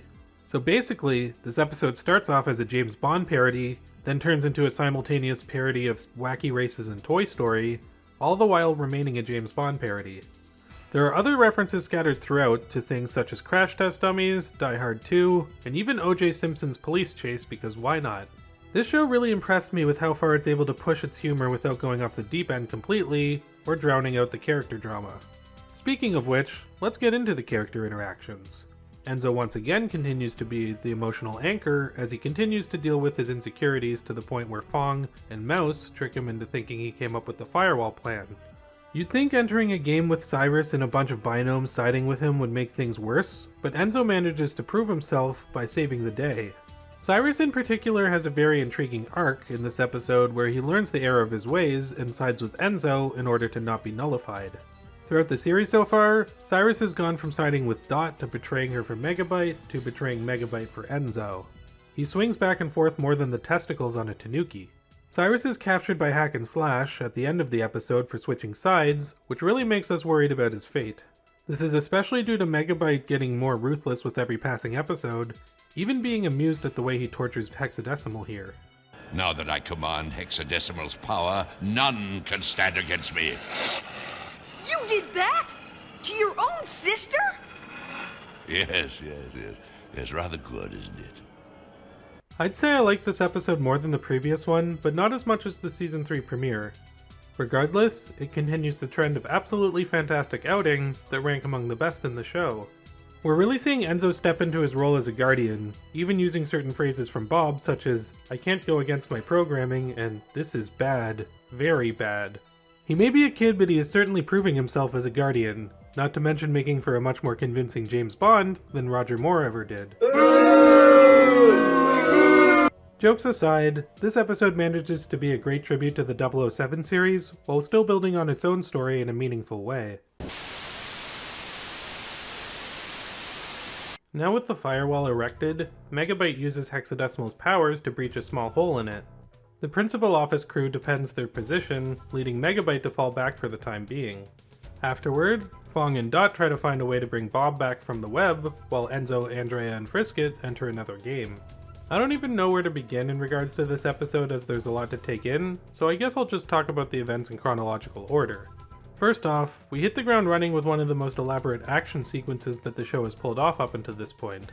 I really like how it's pretty much shown immediately that the firewall is not an impenetrable force, so the threat of Megabyte is still very much present. It's also a sequence that results in genuine consequences, as Megabyte's chief commander Lieutenant Chauncey is deleted, along with a slew of other troops. His deletion scene is actually pretty damn disturbing, to the point where I honestly get some chills watching it.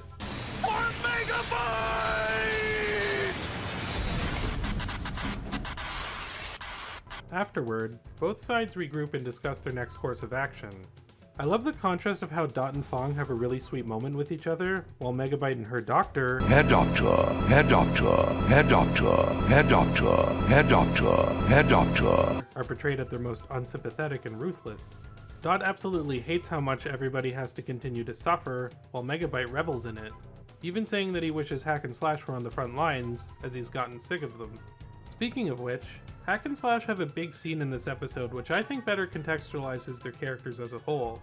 They are tasked with deleting Cyrus under Megabyte's orders, but before they can do it, Slash saves the Binome and releases him. Slash then states how he misses Bob, as he was always able to stop them before they did anything this bad, which Hack somewhat agrees with. Even though they have always been Megabyte's cronies, I've never really considered Hack and Slash to be bad guys. You have to keep in mind that they screwed up Megabyte's schemes a lot, and while that might seem like incompetence on the surface, these scenes makes me believe that they've always been subconsciously wanting those schemes to fail. As Megabyte has grown much eviler, Hack and Slash have felt more out of place by aligning with him, and that's demonstrated very well here. This is much more depth than you typically see for most dim-witted comic relief henchmen, which really makes Hack and Slash somewhat special in this regard. Now we get to the game featured in the episode. Much like the previous 3 outings, the game here is an homage, this time to the Mortal Kombat series. I've praised the referential humor up and down, but one thing I haven't said yet is that I like how these parodies actually ground the show in some reality. That might sound a little bit weird, but let me explain. In the 90s, there were plenty of games about things like the Looney Tunes or 007, and now adding Mortal Kombat to the mix makes it feel really authentic. It's a time capsule in a good way. The game, entitled Immortal Conflict, is a tournament fighter with randomly selected opponents, meaning AndrAIa, Frisket, and Enzo may or may not be selected to fight the user. During this, Cyrus meets up with Scuzzy at the Firewall, and the two help each other get on opposite sides of it. Scuzzy then goes to help out a very enraged Hexadecimal, which can't be good for anyone. After pummeling through game sprites, the user reaches the final stage, and Enzo is selected as his opponent. After rebooting into Scorpion, the two engage in an epic one-on-one fight with each other. I gotta say, as cool as these fight scenes are, and as much as I appreciate the nod to Mortal Kombat, the game in this episode so far feels slightly less purposeful than the previous 3. I don't know, maybe because we've watched Enzo prove his capabilities in games a lot recently, having him partake in this climactic battle where he's obviously going to come out on top is starting to feel a little bit repetitive.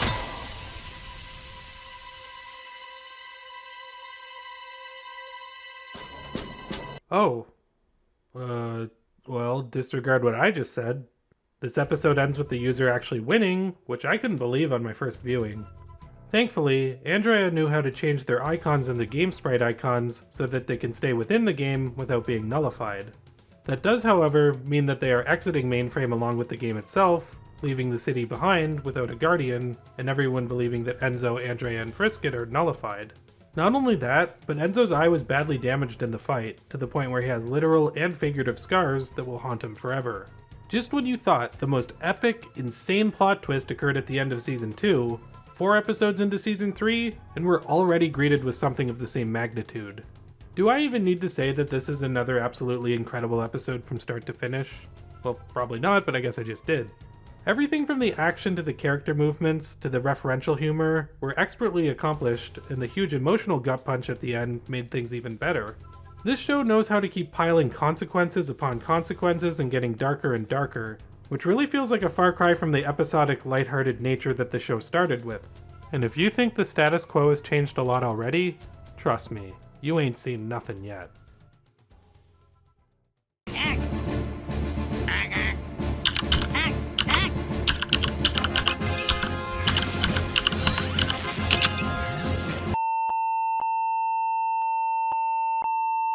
After the mind-bending event of the last episode, how could we possibly go forward?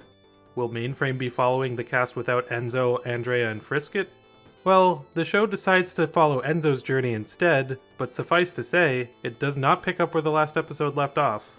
Enzo and AndrAIa are now fully grown adults who are traveling between systems via the use of games. They've been looking to find the one game that will land them back in mainframe, but as their age indicates, they've been at this for a while. We're given a new opening monologue where Enzo talks about his goal and how he's a renegade lost in the net. I distinctively remember watching this episode as a kid, and I couldn't believe what I was seeing. This has to be one of the riskiest moves I've ever seen in an animated show, as the entire premise at this point has been, well, rebooted. On top of that, to give Enzo and AndrAIa such massive shocking character development so suddenly is something that still stuns me to this day. You almost expect them to pull a fast one and have this be a dream or something, but it isn't. What show would take this kind of an insane risk? Reboot would. Enzo is the one who has the biggest character development, becoming a muscular, hardened rogue who is bitter, reactionary, and cynical. A far cry from the upbeat, friendly kid we once knew. The thing is, despite the fact he's changed so much, we can absolutely understand how he came to this point due to the trauma he faced from not being able to protect Mainframe. He has mental and physical scars to show for it, replacing his eye with a golden prosthetic that he can use to target his enemies. When I first started watching Reboot, I had no clue Enzo would turn into the show's most tragic character, but lo and behold, that has happened here. As a side note, the character also prefers to go by his last name Matrix, so that's what I'm going to refer to him as going forward. AndrAIa has also grown and matured, although she maintains her friendly nature that she had as a child. She's the one to reel Matrix in whenever he gets too aggressive. It's very clear that AndrAIa still loves Matrix after all this time, and we totally understand why she stood by his side, regardless of how much he's changed. Both characters are also much more competent in their abilities, undoubtedly due to the extended experiences within the games. Then we have Frisket, who hasn't changed a whole lot in terms of his looks or personality. I actually like that though, as it allows Frisket to ground the new premise slightly by giving us a little bit of familiarity. I could go into even more details about the characters, but I'd be here all day, so it's time to get to the episode's plot. Matrix, AndrAIa, and Frisket end up in a desolated system, which they predict will completely crumble at the loss of even one more game. As a result, the trio have to train the demoralized residents to take care of their system by performing well in games. Meanwhile, Matrix meets a young Sprite, later given the nickname Backup, who reminds the renegade of his younger self. It might sound like this episode is extremely bleak based off of everything I've just said, and it totally is to be sure. There is a lot of despair to be found with both the established characters and the ones who are introduced in this episode. There are also some really dark moments too, such as when Matrix deletes a virus who begs for his life, stating he will never show mercy to a virus. With that said, the main theme of this episode is not giving up in the face of dire circumstances, so it manages to bring it around and provide the audience with a hopeful message when all's said and done. On top of that, Reboot also never forgets to provide its signature humor to contrast the really dark themes.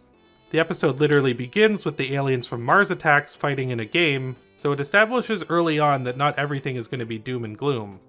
The system residents do manage to provide a lot of comedy due to their inexperience in combat, and the game that they play in the episode makes plenty of references to Conan the Barbarian. The interactions between Matrix and Backup are really funny too. I love the scene where Backup tries to tackle him like Enzo used to tackle Bob, only to bounce off of Matrix's chest. Not only is it funny to see these two together, but it works on a deeper level of establishing how much Matrix resents the man he used to be. Despite this, Matrix does have tender moments with both Backup and AndrAIa at the end of the episode, which also does cause us to see some of little Enzo's humanity still within him. This episode marks a new chapter in Reboot's history, but one thing that has remained consistent is the show's high quality. The episode manages to be funny, tragic, hopeful, and exciting, while introducing some of the most mind-boggling changes ever in a television show. It sets out to accomplish so much and absolutely hits the nail on the head each time. This is something that could have easily blown up in their face, but it didn't, and the fact that it didn't really goes to show how strong the storytelling is. I guess you could say it's real alphanumeric. Rob, look out! Bob? Why, hello viewers, didn't see you there. It's just me, Mike the editor, and it's my turn to get out of my comfort zone and write a review about possibly my least favorite episode of the season. Perhaps. Not to say I think it's a bad episode, but, you know, I'll elaborate on why that is. In this episode, review of Where No Sprite Has Gone Before. And of course, we'll open up this episode just setting the tone with, AndrAIa's log. Game date unknown. We've entered a new system with the hope of finding mainframe. Yes, that's correct. A Stardate log. It's a Star Trek parody episode. That, of course, isn't the end of the parodies to Star Trek in this episode, and probably a few things I'll miss, but whatever, I'm not perfect. Anyway, Enzo, Matrix, and AndrAIa enter a new system that's inhabited by creatures called Spectrals, and sort of a superhero space crew known as the Hero Selective, sworn to protect the system. They go on scouting missions, also known as hunts. So they hunt for Spectrals, and this is how Matrix and AndrAIa are introduced to both groups, by accidentally crashing the party. But after seeing a successful hunt, they are taken to the Hero Selective headquarters, or known as the hard drive, which the captured Spectrals are promptly let go by AndrAIa. A small conflict ensues, to which she does a vanishing act and disappears. The Selective are just left confused, but decide to go on a hunt, and Matrix, declining their offer to join, waits until AndrAIa emerges once again, and leaves once they have an argument about the choice she has made. She gets mad and decides to side with the Spectrals and leave Matrix to pursue and help them. While this is going on, Matrix sees the return of the Selective. Assuming the hunt didn't go well, he inquires, to which he is told many tears are opening up in the city. Matrix decides to do a system scan with Glitch and discovers there is a virus in the system, so he suggests him and the team on a hunt, but not for a Spectral. I should mention the episode keeps bringing up the fact that Robert Cursor looks a lot like Bob, and it's messing with Enzo's head. So that's a plot point that comes up a few times. Anyway, they meet up with AndrAIa and the Spectrals, and they find out one of the Spectrals is in fact a virus, who also mentions there is another one still in the system, and sure enough, it's one of the Hero Selective. And during the fight, Robert Cursor gets killed, deleted by falling debris. They have this moment before he disappears, and in the end, everyone decides peace is better option than getting screwed by a couple of viruses. A sentiment I can get behind. Anyway, this episode is really good in some aspects, because the writing is still on point, but I feel like adding all the Star Trek stuff is a bit too lazy and took away from the episode as a whole. I think if you just took away the Star Trek stuff from this episode, it would have been perfectly fine and less, tone jarring. I mean, you could have cared that Cursor dies, but he's such a goofy character, you just don't care, and Matrix acting all weird around him is as strange to me as a rabid Jar Jar Binks fan. We do get a bit of insight on AndrAIa's mindset on the relationship, and a little bit of what I like to call real talk, and there is moments of good writing here and there, and Matrix, AndrAIa getting into a fight reminiscent of the Tiff from Season 1 feels organic. As I watched the episode again for like 5 times, I noticed more and more Star Trek references, more subtle, some not. I'm not the biggest Star Trek fan, but I still know my stuff. Overall, I'd have to say this is one of those off episodes that doesn't amount to much, but filler. It's pretty okay filler, at least. You know, there's some decent action set pieces and a few interesting concepts, but it's by no means the best. It's probably one of the Season 3's weakest links. I'd have to watch it again I'd watch it again during a marathon, but it's not something it's not the first episode I'd go to. It's, Season 3 was sort of already setting a high bar at this point, and something had to not meet that mark at some point, I figure, and this was that episode. So, thanks, Ian, for nominating me to cover this episode. Now I have to go get back to editing this video. Bye.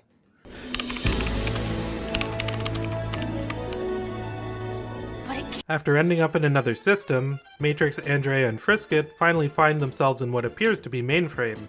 The only problem is that this supposed Mainframe is inside a game, not a system, so the protagonists are wary about believing what they are seeing.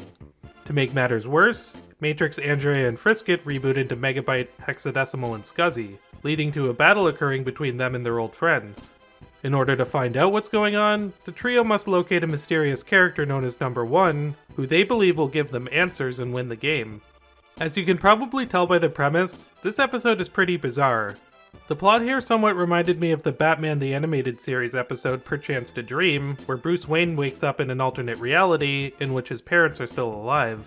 Upon doing a bit of research, apparently this reboot episode pays a lot of homage to the British television series called The Prisoner, which I have not seen. However, in a way, I'm glad I haven't seen it. That allows me to tackle this episode without being totally in on the reference, which is a much different perspective from how I approach, say, the Evil Dead or James Bond parodies. While I'm sure there's more to appreciate here had you seen The Prisoner, I can definitely confirm the story stands on its own without prior knowledge of the British series. One thing I really like about this episode is how Matrix is fully aware that things are not what they seem, but there's a part of him that really wants to believe that this is the real deal. After being lost in the net for so long, there's a certain level of comfort he gets from this situation, which the audience also feels as well. Even though it's technically only been 3 episodes since we last saw Mainframe, the city is in much better shape here than it was there, so it feels much more like a callback to the first 2 seasons. Even Bob is among the residents, marking his first appearance in Season 3 in any form, aside from opening credit sequences. With all that said, there is something very uncanny valley about this whole experience, as a lot of the characters are acting a little bit off. The amount of authenticity to Mainframe's design is leveled out perfectly with the inauthenticity of how they are acting. This not only applies to the characters like Bob, Dot, and Fong, but also Matrix and AndrAIa, who sometimes slip into Megabyte and Hexadecimal's voices. Nothing embodies the hate in Matrix's heart more than Megabyte, so to somewhat imply that the virus's personality could be overtaking him is a scary thought indeed. The episode organically gets much darker and trippier as it progresses. I really like the themes that this episode explores when it comes to living in your fantasies, even if you know it's not all that it's cracked up to be. It provides a very solid emotional arc for Matrix to experience, but I'd be lying if I didn't say that it ends on a bit of a cop-out. I knew full well while we were watching it that things weren't what they seemed, but I guess I was hoping for something a little bit more creative than the "it was all just a dream" cliché. At the very least, I was expecting some sort of diversion of that trope, but nope, it was really just a dream. There are also a few scenes in the episode without Matrix, which wouldn't really make sense if it was his dream, but maybe I'm nitpicking at that point. I also found the reveal that number 1 was referring to little Enzo to be pretty predictable. Although, to be fair, it does lead to a very interesting scene where Matrix has to reflect on the 3 things he hates the most: his current self, his past self, and Megabyte. Despite its flaws, the bittersweet tone and development of Matrix's character really does make this a great installment in the series. It finds a great balance in showing what Matrix remembers fondly from his past, and also what elements of Mainframe still haunt him to the present. I love stories that explore the comfort and pain of nostalgia, as well as plots that rely heavily on dream logic, even if I do wish the twist was a tad more elaborate than it turned out to be. Even if it doesn't top the list by any means, this is another fantastic outing in Reboot's 3rd season.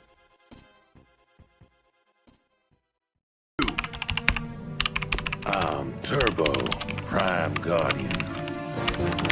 Matrix, AndrAIa, and Frisket find themselves in a new system that apparently has portals to the web, bringing them one step closer to finding a route to Mainframe. Unfortunately for them, access to these portals are being blocked by the Guardians who restricted internet travel. While trying to get to the bottom of this bizarre restriction, Matrix goes on a journey that causes him to reunite with an old acquaintance. This is a significant episode as it really does feel like we're getting to the next step of the journey. This season could have easily followed AndrAIa, Matrix, and Frisket entering different games for much longer, but the creators made the wise choice of continuing to progress the main conflict. The 3 previous episodes you could potentially watch in any order as they were pretty self-contained stories, but that's no longer the case. Now Matrix and AndrAIa are back in the loop and learning about the bizarre changes in the net. It's becoming more apparent that the damage that was done in Mainframe has far extended past that system. More on that in a bit. As the title of the episode with no name would lead you to believe, we're delving back into the world of Western references, specifically the Man with No Name trilogy. We also get references to Star Wars too, which makes perfect sense given that series' roots in the sci-fi Western genre. The setting of this system is a portside desert town which looks great and is brimming with life. I absolutely love the aesthetic choices here, but considering The Good, the Bad, and the Ugly is quite possibly my favorite movie of all time, I was kind of bound to. They also parody the climactic standoff in this episode that was previously lampooned in the Season 2 episode High Code. Even so, the reference is improved upon here, as we get much more dynamic camera angles and music which is much closer to the original Ennio Morricone's theme. The payoff to that scene is pretty gruesome too, as AndrAIa fires poison darts into the yellow bitch's throat. Yikes. Anyway, as I teased earlier, Matrix does come in contact with a familiar character, that being the Prime Guardian Turbo. He explains to Matrix that while he was hopping through games, a super virus named Daemon infected the supercomputer, infecting every single Guardian with the exception of Matrix and Bob, who were both lost. While Turbo is fighting said infection for the time being, succumbing to it would make him a servant of Daemon, which is why the other Guardians have been acting so strangely. Daemon was also the one who sent the web creature to Mainframe, which nearly destroyed the system, so we're now dealing with a much bigger threat than anything we've seen up until this point. I really like how Turbo goes from being an antagonist who almost destroyed Mainframe to a sympathetic ally of Matrix in one episode. He also explains that Matrix and AndrAIa have not been away for as long as they think, because time works differently in games, causing them to compile up faster. I'm happy he brought this up because I always wondered how time could work via nanoseconds in Mainframe if the user is being controlled by a human. Didn't expect the show to address this, but I'm glad it did. Overall, this is a really solid transitional episode that features a lot of great action, visuals, referential humor, and story development. The appearance of Turbo was a nice surprise, and I'm glad we got a much more elaborate explanation of this character. This was a great way to wrap up the show's game-hopping era. At the end of the episode, Matrix and AndrAIa learn that if they want to get back to Mainframe, they're going to have to find Bob, as he has the key. Sadly, without a ship or access to the web, they are out of luck. Until the episode ends with them running into another old acquaintance. Pingers! I'm Matrix. Enzo Matrix. Dot's brother? Not little Enzo. The title of this episode really says it all. Matrix, Frisket, and AndrAIa run into the Crimson Binome, who seems like their ticket to getting into the web.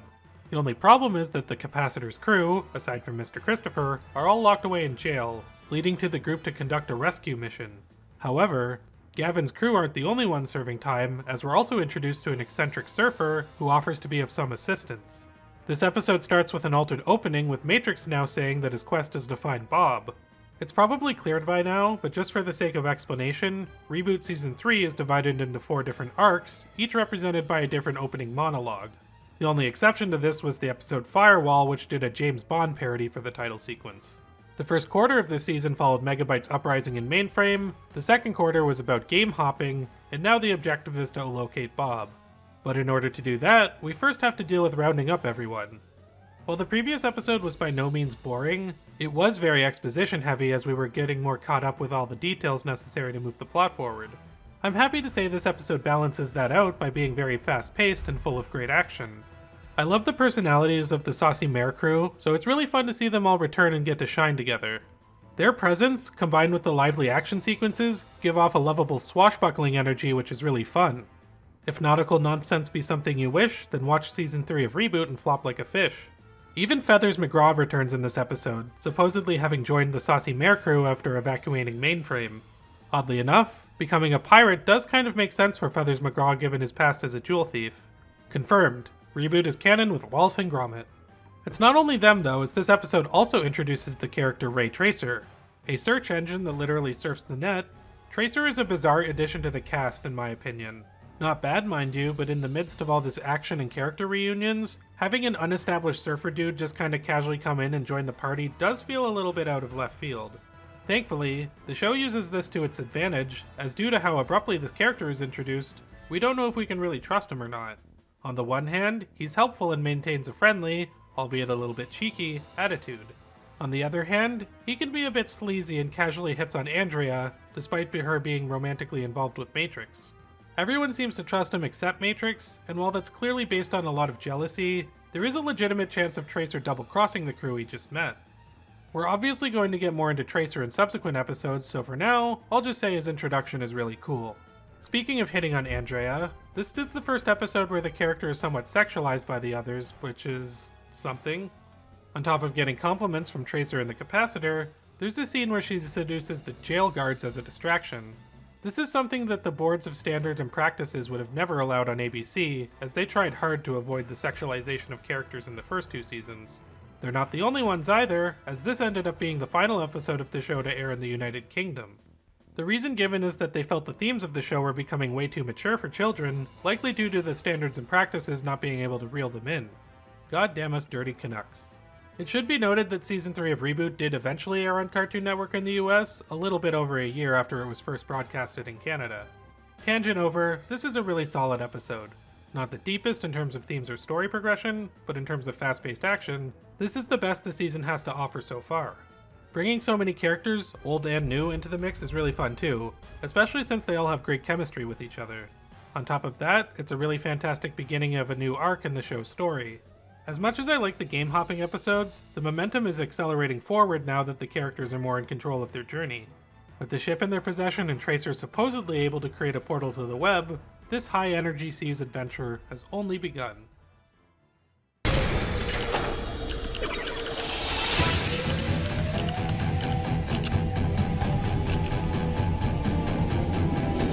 The saucy mare travels to a place known as the Edge of the Beyond, which has a tear that can go to the web. Finding copious amounts of debris there, the crew remodel the ship with skeletons of web creatures in order to have the shields protect them during web travel. While doing so, AndrAIa is bitten by a web creature that hatches from an egg and escapes through the tear. The saucy mare now must travel through the web and detain the web creature without killing it, otherwise AndrAIa will meet her demise. Ever since episode 1 of this show, we've been hearing talk about the web from pretty much every character, so I don't know about you, but I was pretty pumped to finally see what it looks like. Given the web is mostly comprised of energy and data, I wasn't really sure how they would pull off something so intangible. Luckily, they did, and it looks really great in a distorted, abstract sort of way. This might be the most colorful the show has looked so far, with the possible exception of the Painted Windows episode from Season 2. On top of that, this episode is a very natural progression of the previous one, amping the action and character conflict up even more. Matrix has a lot of envy over the way Tracer and AndrAIa interact, which is what causes AndrAIa to storm off from the ship and get bitten by the web creature in the first place. Even after AndrAIa is bitten by the creature, Matrix continues to fight with Tracer despite the fact he's clearly trying to help and understands the web better than the rest of the crew. This type of reaction really highlights the sadness behind Matrix as a character, especially with us knowing his past. The capacitor even points out at one point that little Enzo would have agreed to Tracer's help, but that Enzo is long gone. Tracer and Matrix do end up working as a team together after Tracer almost dies and Matrix feels guilty. This is a great exemplification of why we can still sympathize with Matrix despite his less favorable characteristics. Enzo Matrix at this point is a great example of a tragic hero, possibly even more so than Frank Grimes. It's really fantastic writing when a character's actions can frustrate you this much because you know they're a really good person at heart. We get plenty of scenes with the rest of the pirate crew who are always highly entertaining. The swashbuckling nature of this journey continues, possibly even more so now that they're sailing through cyberspace. Back in their original appearance in Season 1, I don't think anyone would have guessed that the Crimson Binome would eventually become the moral compass for Enzo, considering he was portrayed as kind of a villain there. Great character development can take you to unprecedented places. The last act of this episode is one huge action sequence that really has no conclusion. The ship comes in contact with a swarm of web creatures that have mysterious riders on their backs. Now the ship is surrounded, AndrAIa is on the cusp of deletion, and Tracer and Matrix are finally starting to work together. A lot of hope and despair going into the next episode, which does make for a pretty chilling cliffhanger, even if the episode does kind of feel incomplete without the context of what happens next. With that in mind, well, let's look at what happens next. Okay. Fine. Be that way.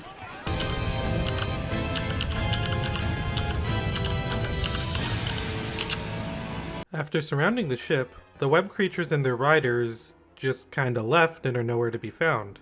Even so, it's no time to relax as AndrAIa is getting worse and doesn't have much longer to live. Matrix transfers some of his energy to her to buy time, while Tracer goes out to find the web creature that bit her. Doing so once again catches the attention of the web riders who chase Tracer back to the saucy mare. I expected this episode to start off right away with a huge climactic battle sequence given the previous episode ending, but instead, the first act of this episode is more dialogue and emotion heavy as all the characters are dealing with the possibility of losing AndrAIa. Matrix does have a moment where he lashes out at Tracer again, but this is followed by his own self-reflection on how his jealousy has gotten in the way of him. Thankfully, this is the last time that Matrix and Tracer have conflict over this, which is good because it shows personal growth on Matrix's part. That, and it was starting to run the risk of becoming a little bit repetitive. The Crimson Binome also goes through his own development when he gives a speech to his crew about how certain things are more important than treasure. For someone who initially seemed like a one-off villain, the Crimson Binome has become integral to the show's universe and a really endearing addition to the cast. As great as these character moments are, it doesn't take long for the action to ramp up significantly with the return of the web riders. Not only are the riders incredibly skilled at fighting, but the saucy mare crew is at a huge disadvantage, with Matrix having transferred a lot of his energy to AndrAIa. We also learn here that Tracer can be harmed through his surfboard. The action is really well done and right up there with the best the show has to offer. The web riders eventually retreat but return on much more dangerous rides. The riders use their new creatures to smash a hole into the saucy mare and capture the crew. Now the heroes have lost yet again. Or have they? A new commanding web writer shows up and tells his men to stand down, completely changing the tone. The writer then calls the saucy mare crew his friends and goes to shake Matrix's hand, only for Glitch to jump off and attach itself to his arm. The writer then goes down below, says hello to Frisket, restores AndrAIa's energy, and unmasks himself. If you haven't figured it out at this point, this is indeed the one and only Bob, who is wearing this suit to protect him from the web. This is an absolutely amazing reveal, as you can tell that it's Bob before the unmasking happens, but we're so happy to see him that it still makes you really want to stand up and cheer. They make a really funny callback to how Enzo used to tackle Bob too, which might be one of my favorite comedic moments in the show. Bob! Whoa! I think you're a little too big for that. This episode starts off great and only continues to get better. The first act is full of emotional depth, and the second act is full of high-octane action, both of which are done really well here. As for the final act, well, what can I say? It's the moment we've been waiting for since the end of Season 2, with Bob returning to the show's main cast. After everyone has gone through so much despair, this ending contained a very satisfying and uplifting moment that really made me realize how much I care about these characters. As great as Reboot has become in Bob's absence, I have a feeling it's only going to get better with his return.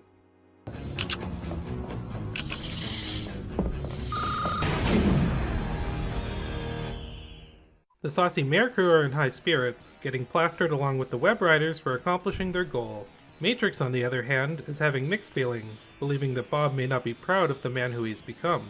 The ship continues to push forward toward mainframe, but it is stopped by traps set by Mouse to drive web creatures away from the system. Given the efficiency of Mouse, these traps not only provide an obstacle for the crew, but put the life of the characters in jeopardy. The first act of this episode once again is very dialogue and character heavy, but do you think I'm going to complain about that when the last episode ended on such a big reveal? Hell, I'd be pissed if we didn't give Bob some time to interact with the cast we've been following. The scenes with the saucy mare crew getting plastered with the web writers is really funny. And yes, they're actually getting drunk. I especially love the parts where Tracer eats a slug and tries to speak in the web writer's language, only for him to massively fluff up the words.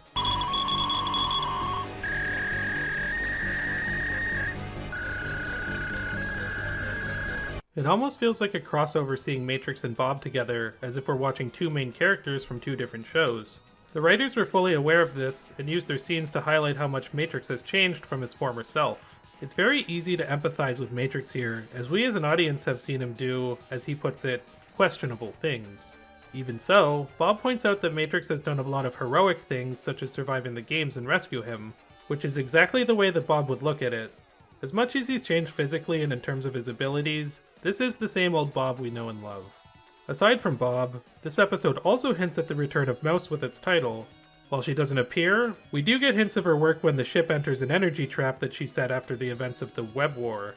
This is actually not all that different from how Mouse was first mentioned in the Crimson Binome episode from Season 1, before her actual appearance later in the Great Brain Robbery. Between the return of Bob and Mouse's presence, this episode is finally starting to feel more like the show we left at the end of the last season. From the second act onward, the episode becomes very action-heavy as the saucy mare takes more and more damage from lightning beams. Matrix uses his targeting eye to get the beams to sail them toward the Terror, although it does burn the sails and causes the ship to power down in the process. Pixels then start eating the ship, causing Tracer and the web riders to make a force field from outside. Just when it looks like they're finally safe, another obstacle arises. Mouse's trap in this episode is almost as complicated as, well, the board game Mousetrap. It's really cool though, as it finds a way for the action to continually ramp up as the characters keep narrowly avoiding their death. The second trap separates the ship from Tracer and the web riders, leaving the crew without someone who can make a portal. That is until Bob uses the damaged glitch to download an upgrade that fuses the two together and turns Bob into a super guardian, or something. This allows Bob to fix the ship and make a portal to mainframe, which he does so while reciting his classic monologue. I come from the net. I search through systems, peoples, and cities. For this place, mainframe, my home. My format, Guardian. To mend and defend. This final sequence is the best way I could think of to cap off this story arc. It's hard not to be emotional as we know that we, along with the characters, are about to enter mainframe after such a long absence. It's a very powerful moment, and in my opinion, the best part of the episode. The character interaction and the action from the first two acts are also great as well, so there's a lot to appreciate here as a whole. How could you not love Bob having a starring role for the first time since Season 2? It's a great mix of the reboot that we remember from before and the reboot that the show eventually became, which is only going to get even truer as we enter the season's final arc. Look! We have brought you a surprise! Yes, a very big surprise, eh? Huge!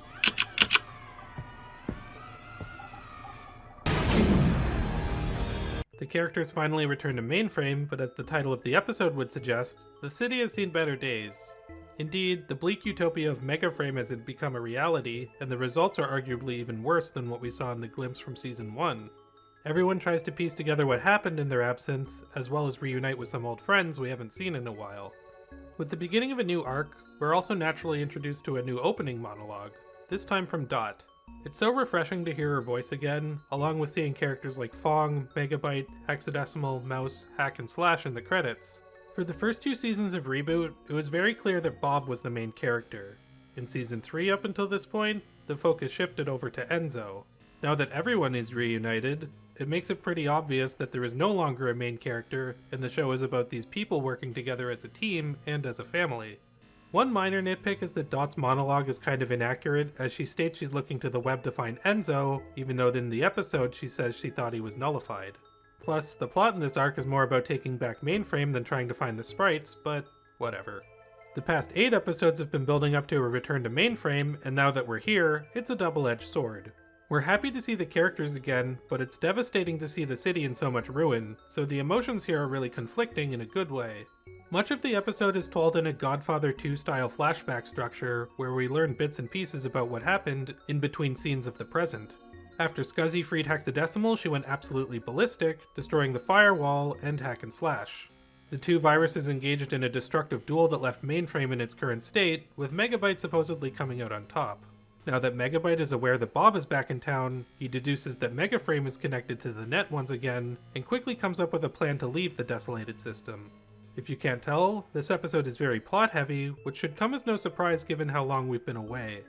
It makes me wonder how different Reboot would be if the focus stayed on Mainframe where we watched this story unfold instead.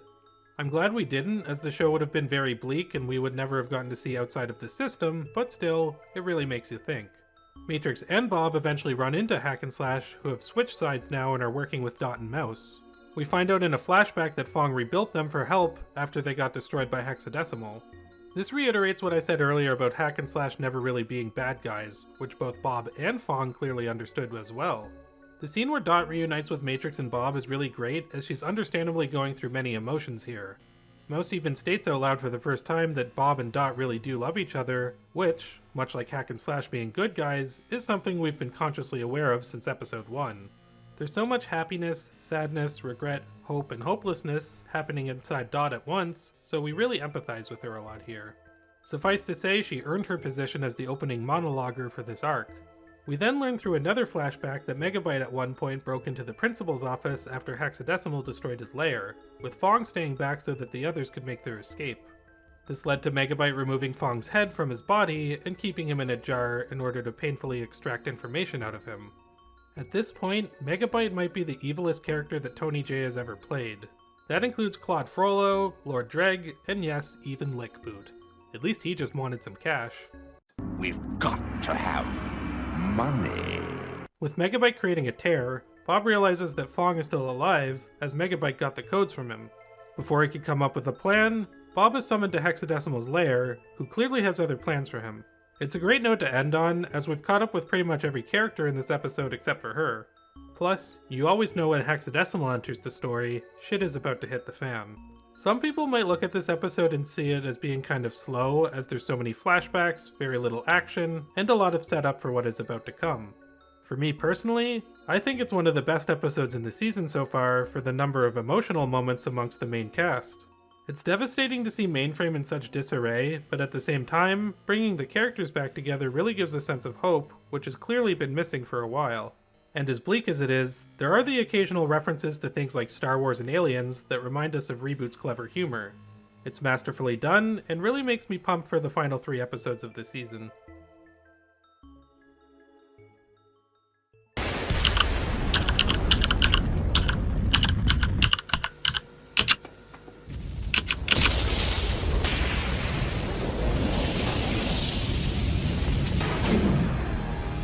As you might be able to guess from the title, Showdown is an episode that features a lot more action than the previous outing. Starting immediately after the last episode, Megabyte continues to work on his escape plan, but Dot's rebellion and the Saucy Mare crew are not willing to let him go scot-free.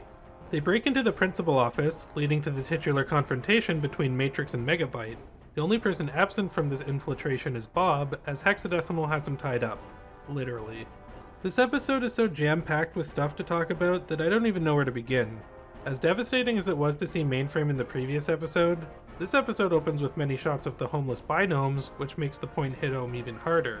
A huge theme of this arc is examining how much the main characters mean to not only each other, but the citizens they are trying to mend and defend. The windy ambiance makes everything feel so much colder and empty, making for one of the most powerful single scenes in the show so far, and we're not even 2 minutes into the episode yet. The very next scene contains another gut punch with Megabyte's army firing at the Saucy Mare, which is abandoned and filled with dynamite. The ship explodes, wiping out Megabyte's airborne troops, but sinking the ship into the energy sea as the capacitor and AndrAIa watch. After being away from Mainframe for so long, the Saucy Mare itself was starting to feel like a second home in a way, so seeing this occur while Mainframe is still desolated is a double whammy. It makes you despise Megabyte even more, which is quite the feat. Anyway, with the air defenses down, Matrix and the others infiltrate the principal office to rescue Fong, who is still being tortured by Megabyte.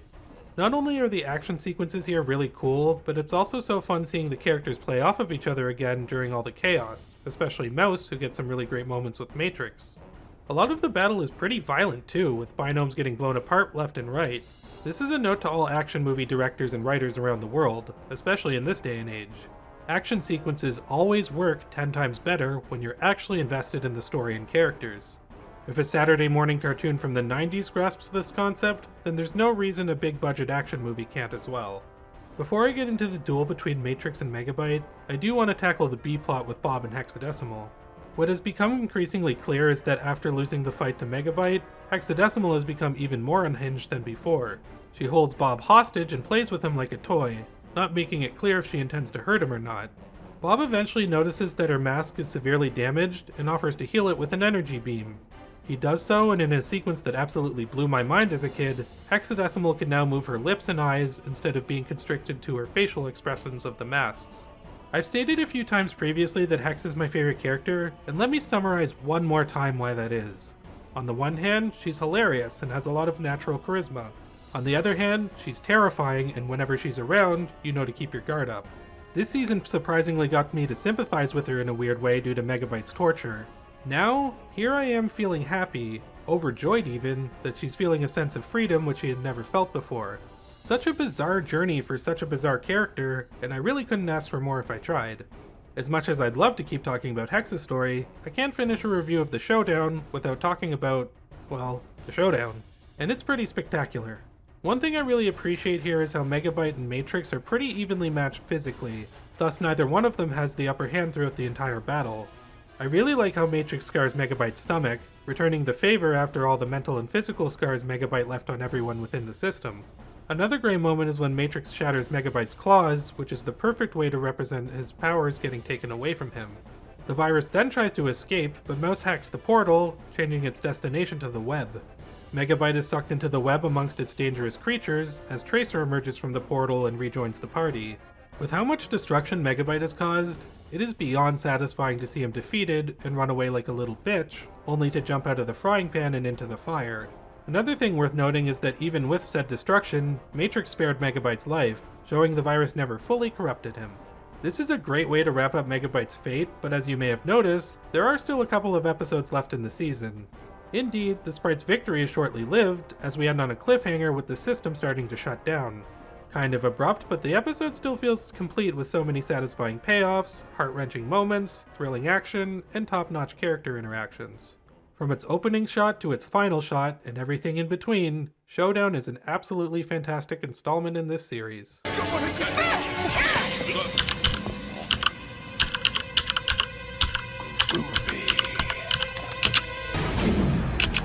The crew evacuate Mainframe's citizens to protect them from the crashing system. Fong explains that in order to save everyone, Bob will need to go into the core and perform a manual shutdown command. If that wasn't enough, avatars from the past games begin to emerge from tears, creating even more danger and bringing up some traumatic memories for Matrix and the others. Given that Megabyte is the main antagonist of the series, and the last episode was so good, I kind of went into this penultimate episode thinking it would be a marginal step down in quality.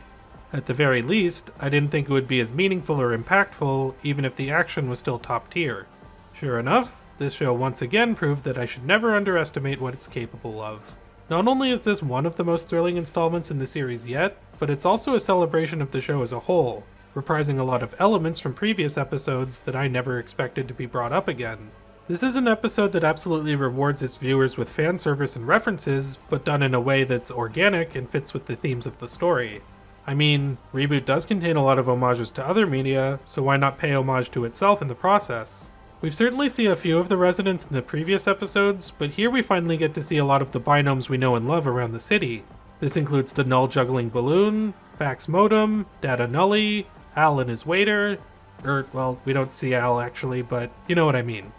A lot of these binomes are parodies of things like Sailor Moon, Kiss, Elvis, and Indiana Jones, plenty of which were previously featured in other episodes. I guess that makes them references to references? My favorite cameo is Old Man Pearson, who refuses to evacuate from his home. Totally hilarious and in character for him. I also can't forget to bring up Mike the TV, since this season has been really low on him, despite his prominence in Season 2. I wonder if the dialogue here is what the conversation in the writer's room was actually like. Do we have room for a Mike cameo? No. Okay, let's put that in. Hey! Is there room in this crowded show for a cameo by everyone's favorite talking television? No! It's not only the mainframe residents though, as we're also greeted to the user avatars we know and love, such as Santa Claus, Penelope Pitstop, Ash Williams, Rocky Racoon, Violent J, the circus clown, and yes, even the goddamn dinosaur tank comes back. There are plenty more, but by far the most impactful is that of Zayton, aka the demon that gave Enzo his scar. I always wanted Matrix to have a rematch with that thing, but, due to being a user in a game, I figured that opportunity would never have presented itself. Here it finds a way to happen, and it's arguably as amazing and satisfying as when Matrix defeated Megabyte. Speaking of Megabyte, he also manages to make an appearance in this episode, sort of. Basically, when Bob enters the core, he's greeted with a hologram that Megabyte left there upon knowing the city was about to be destroyed. This is great because not only is it something Megabyte would totally do, but it's a really awesome way to represent how his presence still looms over the current situation. Bob does manage to pull through, but even so, Fong, who got his body back after Hack and Slash found it, informs them that the city is likely still doomed as the credits roll. Guess we're not out of the woods yet.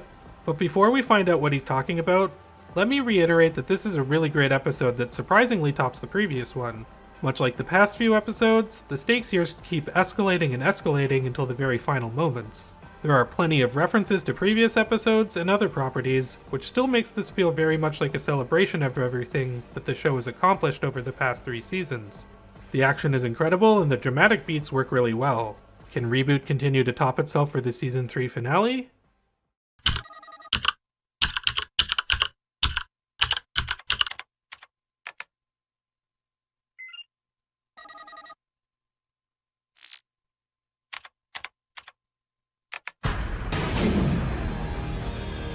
Fong clarifies what he meant in the last episode by saying that, while they stopped the situation from getting worse, Mainframe is too far gone to save in its current condition.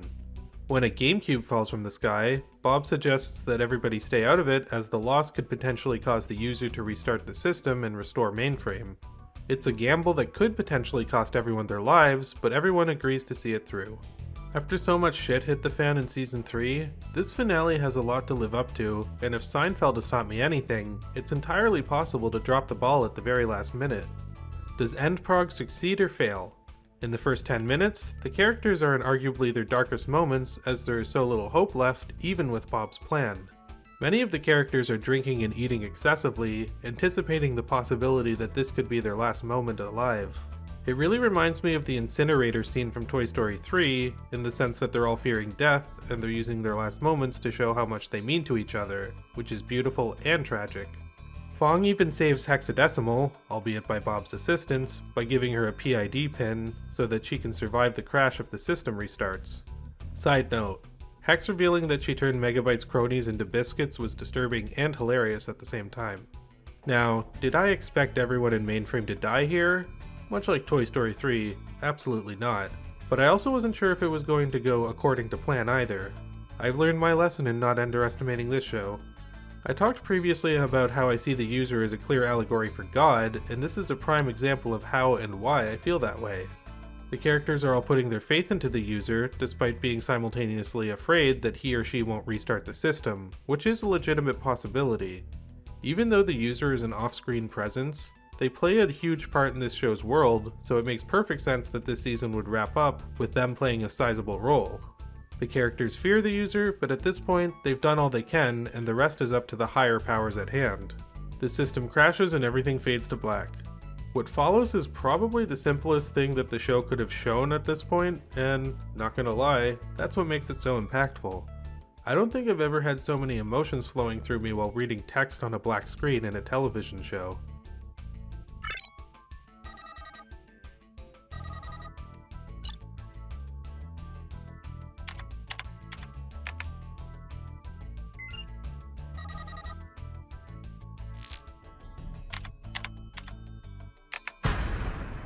And just like that, a bright light descends from the sky, and all the color returns to Mainframe. Fireworks light up throughout the system, and the buildings are returned to their previous glory.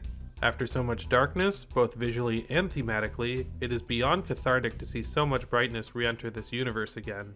This really is one of the most beautiful things I've ever seen, both in terms of the imagery itself and the emotional weight that it carries. On top of that, we finally get to see Bob and Dot kiss, which is something we've been anticipating since Season 1, Episode 1, really. Tracer and Mouse also share a kiss together, which, while not built up for nearly as long as Dot and Bob, does feel satisfying in its own way. Those two really do have good chemistry together, so I ain't complaining. The previously deleted binomes are restored too, showing that Fong and Bob's idea of gathering the PID codes totally worked. Even Megabyte's underlings are set free from his infection and given new jobs in the city. Megabyte's lair is destroyed, everyone begins cheering, and everything is wrapped up in a nice little bow. Until little Enzo comes out of nowhere and tackles Bob. Yeah, there was more than one reason I started referring to bigger Enzo as Matrix previously, and now that both Enzos exist within the universe, you can probably see why. Not exactly a cliffhanger per se, but it does end the story on a big WTF moment that makes the audience curious to see what will go on in the 4th season. With this confusion now in the mix, the episode fades to its end credits. Or does it? Before I continue, let me tell you a little story. When I was a kid, my brother walked in on me watching this episode. He hadn't seen the rest of the season up until this point, so I told him he'd have no idea what was going on, but he wanted to watch it anyway. He did so, and as the credits rolled, we were about to get up when Mike the TV interjected and said the following. This is Mike the TV, coming to you live from the heart of downtown Mainframe! For those viewers out there who missed Reboot Season 3 and have no idea what's going on, We proudly present the marvelous, magnificent Mainframe Strolling Players! And yes, this episode does indeed end on a 5-minute retelling of the entire season, done in song, performed by the Mainstream Strolling Players. The recreation is done to the tune of I Am the Very Model of a Modern Major General, and it is absolutely hilarious. I believe this to be the funniest meta joke in the history of the show, and it really does make this episode even better. It also makes me wonder if the writers of the Avatar The Last Airbender episode, The Ember Island Players, saw this episode of Reboot. Not saying it's a ripoff, and that episode of television was great too, but it's pretty easy to notice the similarities. Perhaps it's because of the personal bias with my experience, but this is quite possibly my favorite scene in the history of Reboot, and will always stand out as my favorite memory of the show as a whole. Not that this episode needed help by any means to be great anyway. You may or may not have expected me to say this, but this is my favorite episode of the series. Granted, I haven't rewatched Season 4 by the time of writing this, but I seriously doubt that anything will knock this off the top of my list.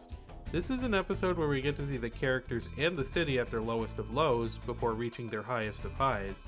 It works on every level imaginable, and the amazing sequence that caps it off is the cherry on the cake. Visually, dramatically, and humorously, the show has never fired on all cylinders quite as well as it does here, even though it's managed to juggle all three of those things many times in the past. Not only does Prog stick the landing, but it goes above and beyond anything I could have ever hoped for. With that in mind, let's jump into the episode rankings and I'll give my overall thoughts. Season 3 of Reboot is okay, I guess. It has some moments here and there, and I can't even say that with a straight face. Pardon my French, as I know this show is supposedly for all ages, but this season is fucking amazing. It's right up there with Moral Oral Season 3 as one of the best runs of television I've ever seen in my life. I don't even know how to sum it up with words how incredible this show has become. The first 2 seasons were great, fantastic even a lot of the time, but now we're seeing a whole other beast entirely. The number of risks this show takes with its storytelling absolutely blows my mind. I can think of few other shows that have changed up their formula this much and reached this amount of success while doing it. There are so many moments where the series could have dropped the ball, and not only does that never happen, but it just keeps getting better and better, especially near the end. It's to the point where I'd put this up there with any of my favorite science fiction shows, animated or otherwise. That includes some of my favorite series of all time, like The Twilight Zone, Quantum Leap, and the original Star Trek series. I won't say that it's perfect, as I'm not sure such a thing as a perfect television show exists, but at its worst, it's amazing, and at its best, it's masterful. To quote Roger Ebert, I don't think it's possible for a piece of art to be perfect and great at the same time, because in order to be great, an artist has to take risks and try things they aren't sure about. Reboot Season 3 is the embodiment of that mentality, even to the point where it got taken off the air in the UK. God bless them though, as this is some of the best storytelling I've ever witnessed, period. Before I jump into the episodes of Reboot Season 4, here's a bit of history that I need to explain about its airing process. You see, Season 4 of Reboot was not initially released as traditional episodes. Instead, Canadians were first introduced to this season as 2 made-for-television movies entitled Daemon Rising and My Two Bobs. For syndication, as well as for its release in US and other countries, these 2 films were split into 4 episodes each, giving the 4th season a total of 8 episodes. It's basically the same thing they did for Futurama's 5th season, which was initially released as 4 movies, but repurposed into 16 half-hour episodes afterward. I'm going to be covering Season 4 of Reboot episodically rather than covering both films as a whole, as I feel this better fits the format of these videos. With that out of the way, let's dive into the final season of Reboot.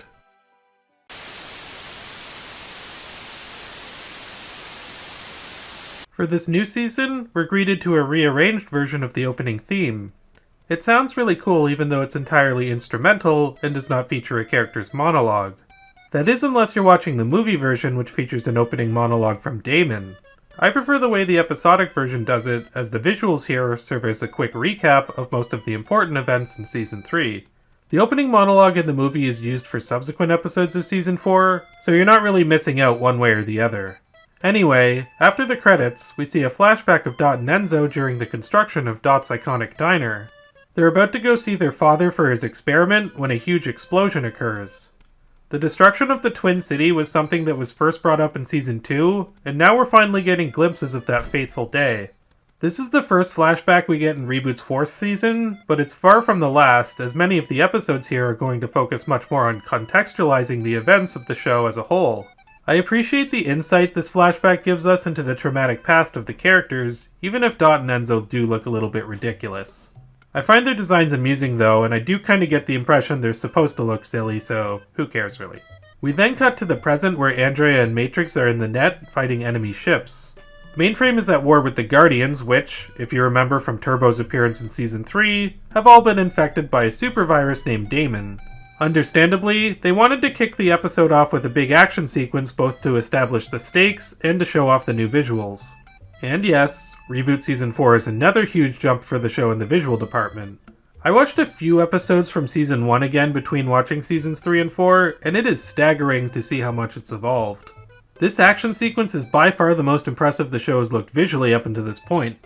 It results in genuine consequence too when the infected Guardians manage to put Mainframe back online, leaving it much more open to Daemon's scheme. This entire sequence is being covered by Mike the TV, and let me just say, I love how he's animated now as opposed to earlier seasons. They really went all out with the stretching movements, which adds a lot to the comedy. Season 3 was a noticeable improvement, but since those episodes were kind of light on Mike, we didn't really get to see his animation shine as much as we do now. The focus then switches over to the supercomputer, where we finally meet the infamous Daemon for the first time. What we get from this character, who has been orchestrating events behind the scenes since mid-season 2 might I add, is a small, soft-spoken virus with a cute little French-Canadian accent that seems mostly innocuous on the surface. I really like the way she's revealed here, which is another reason I prefer watching the episodic version rather than hearing her voice in the opening monologue. The contrast of how calm and sweet she is on the surface to her desire of absolute control and method of brainwashing is really compelling. We know right away this is going to be a change from Gigabyte, Hexadecimal, or any of the other villains the characters have faced. Daemon requests that her servant Dakin retrieves Bob, the last uninfected guardian, so that he can help her spread the word. Bob, on the other hand, is busy saving Mainframe when he falls from the sky out of exhaustion. He's caught by Hexadecimal, who really wants to help the principal office crew out now that she's supposedly better. This is surprising, but a highly welcome development for Hex's character. While it is theoretically possible she has changed, it's hard for any of the other characters, or even us as an audience, to fully trust her due to her past actions. She is still quite manipulative and possibly mentally unhinged. The big difference now is that she's horny for, appreciative of Bob for fixing her face, so much so that she'd rather help him out than cause chaos in the city. Hex not only remains the most interesting character for me personally, but is also integral to this season's story, as well as its many underlining themes of morality and reformation. More on that as the episodes progress. Hex clearly isn't totally absolved from her mischievous behavior though, as she does send Mike to Daemon's lair when the virus tries to abduct Bob. Daemon does see a silver lining in this and uses Mike to extract information about Bob, Mainframe, and even Hexadecimal after the latter drives Daemon's ships away from the system. After Mike was absent during most of Season 3, I'm glad to see him finally get a bigger role, which is both entertaining and integral to the story. He also gets some pretty hilarious lines as per usual. Know her? Oh, come on, I used to live with her! Of course, not in the biblical sense, mind you. AndrAIa, Matrix, Trisket, and Enzo enter a game in the episode, which turns out to be an Austin Powers parody. Austin Powers itself is a parody of spy movies like James Bond, so I guess this makes it a parody of a spy movie series, which Reboot already parodied. The game sequence is funny, especially Matrix and Enzo rebooting into Dr. Evil and Mini-Me, but it is very shortly lived, which does cause it to lose some of its impact. I do wish it had time to be more fully explored, as I think there was a lot of untapped potential in what they did show here. For what it's worth though, Austin Powers as an uncanny CGI parody is still less scary than Mike Myers as the Cat in the Hat. Near the end of the episode, Hexadecimal's icon that she received from Fong starts glowing and spinning. A bunch of Null Swarmer, leaving everyone to believe that Nullzilla could be returning.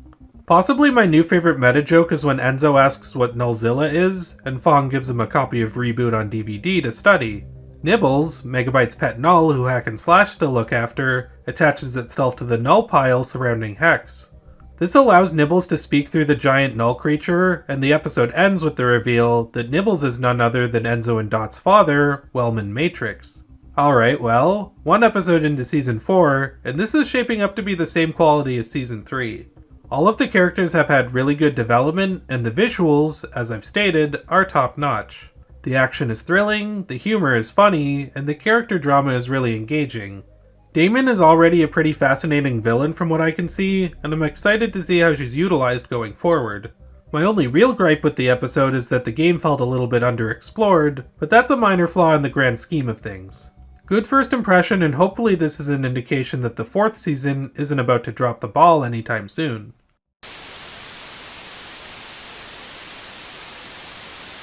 I talked earlier about how the episodes now open with Daemon's monologue, so I won't go into that much here. The only other thing worth noting here is that the episodes now do those cheesy "last week on Reboot" recaps that I commended them for not doing in Season 3. I'm assuming they did this as a way to fill a little time or to appease the network executives. Certainly not a huge detriment since the recap is short, but it is something I noticed. Into the episode proper, the principal office crew are trying to make sense of Daemon's actions and realize she's infecting pathways to each system rather than the systems themselves. Also, it's not that relevant to the plot, but Mike the TV's James Brown parody at the beginning is absolute gold. The writing, voice acting, and animation during that sequence are all a home run, and that was a great way to start things off. Dot tries to talk to her father through the Null monster when we transition into the second flashback of the season. Here we see Wellman practicing his speech to Dot about the new Gateway command invention that has the potential to travel between systems. This flashback takes place before the previous flashback, which I personally like, rather than having the flashbacks happen in sequential order. As ridiculous as the young Dot looks in these scenes, I do think this adds a lot of context to her character. Since Wellman is playing a role in the present as well, this is important information to us to understand what his character was like before becoming a Null monster. I know a lot of people who consider flashbacks lazy storytelling, but for me, it's all about how they're implemented. Reboot uses them in a way that adds to the experience rather than detracting from it. In the present, Enzo, Hack and Slash are watching a recreation of Season 3 by the Mainframe Strolling players.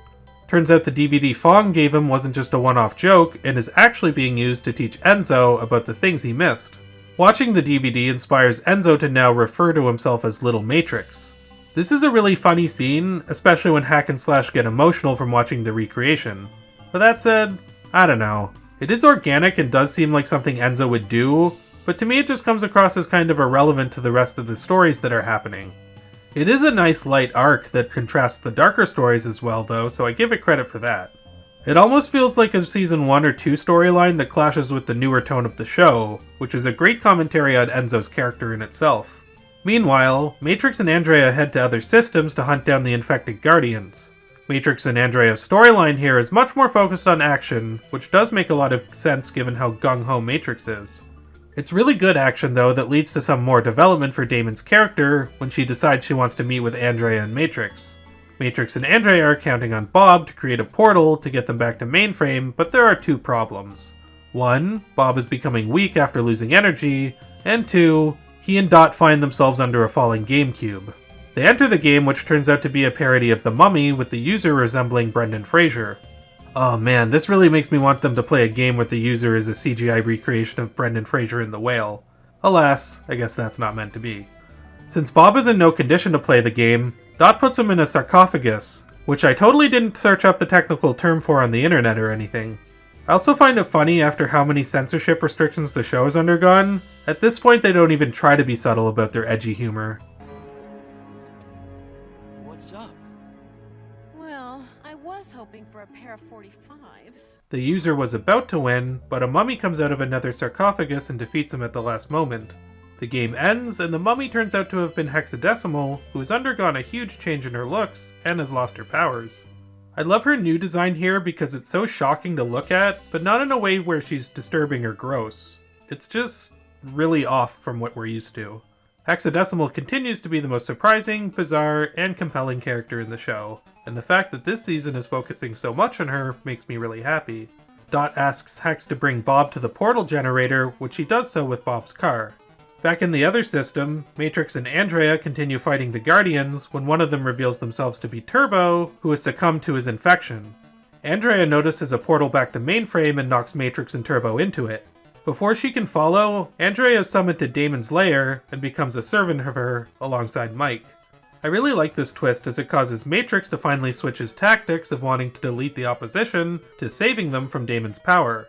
Matrix is still a very flawed character, which I do prefer as opposed to making him a generic action hero.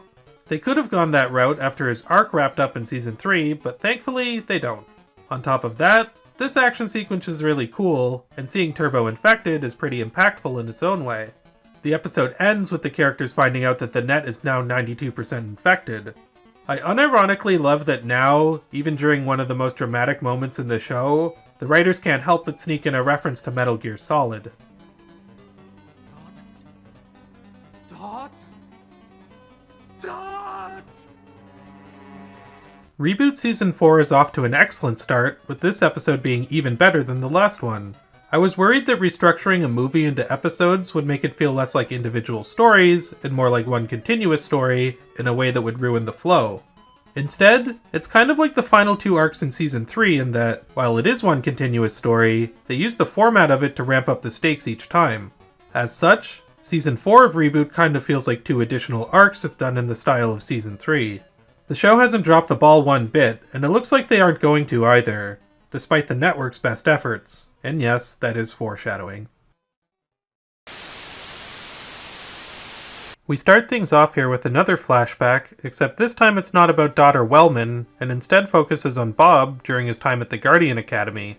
He He's learning from fellow Guardian Dixon Green how to dispose of viruses, even though Bob stands by the position that they can be reprogrammed.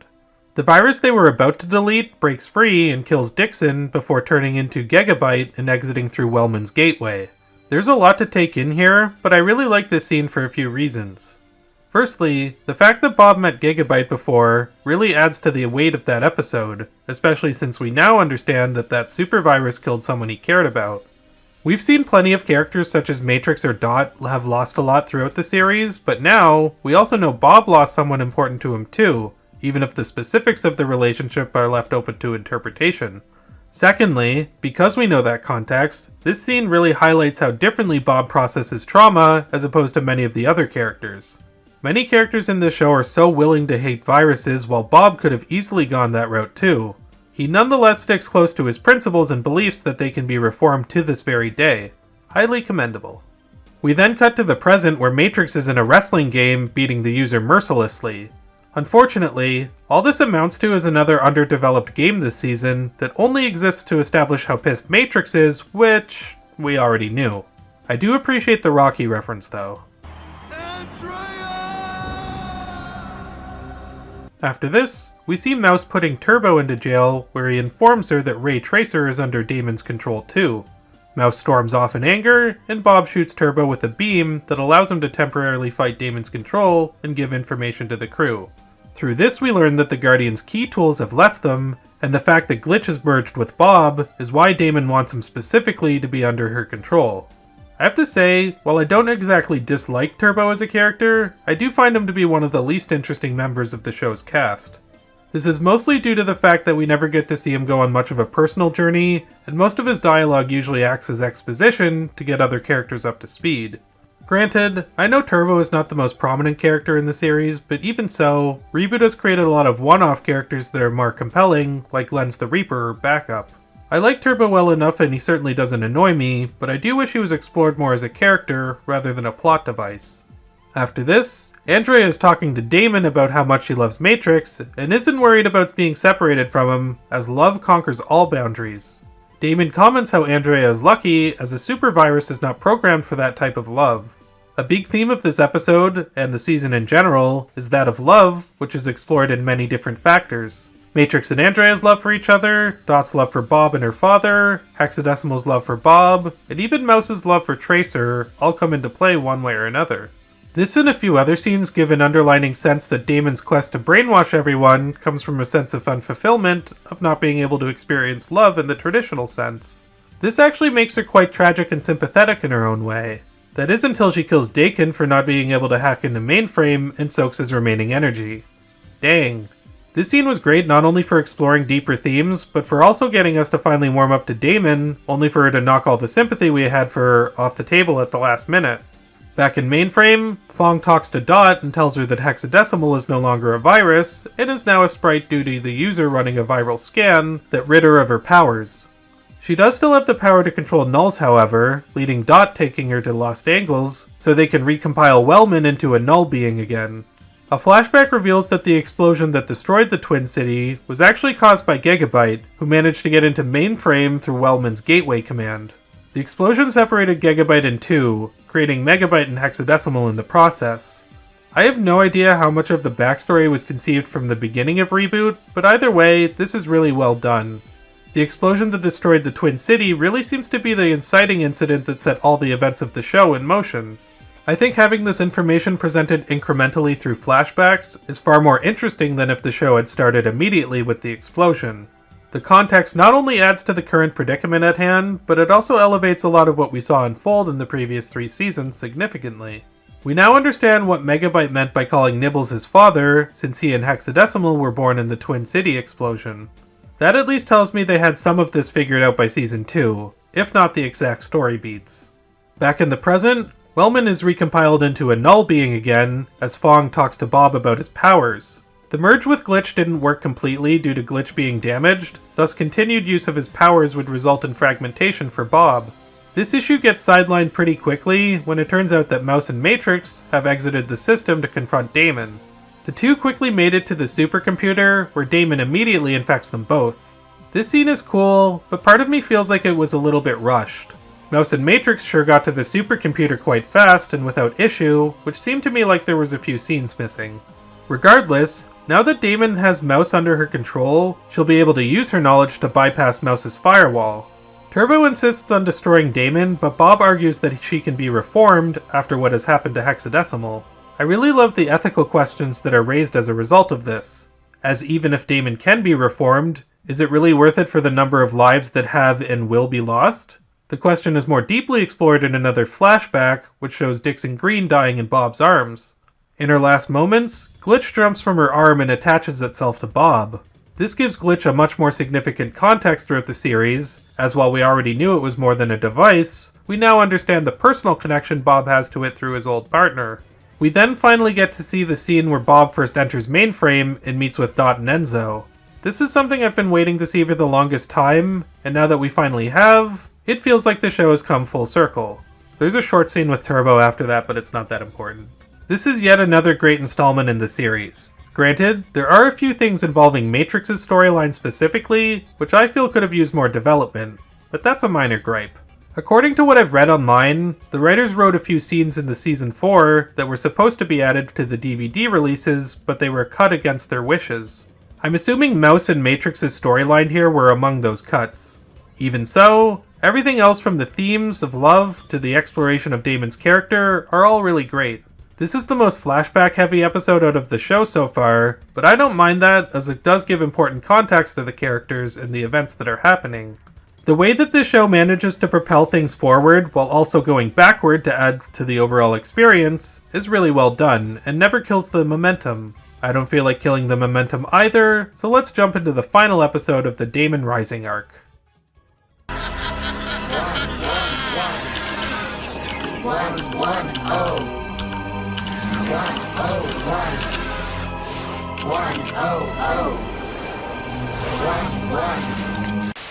Knowing that Mouse will give up the encryption codes, Dot creates a second firewall to protect Mainframe. She knows it won't last long, but an incoming game gives her an idea. In one of the most seemingly bizarre scenes yet, she tells Enzo to go into the game, along with Hack, Slash, and Frisket, and switch his icon to Game Sprite. This will allow him to follow the same path that Matrix did and become big and strong to save them from Daemon.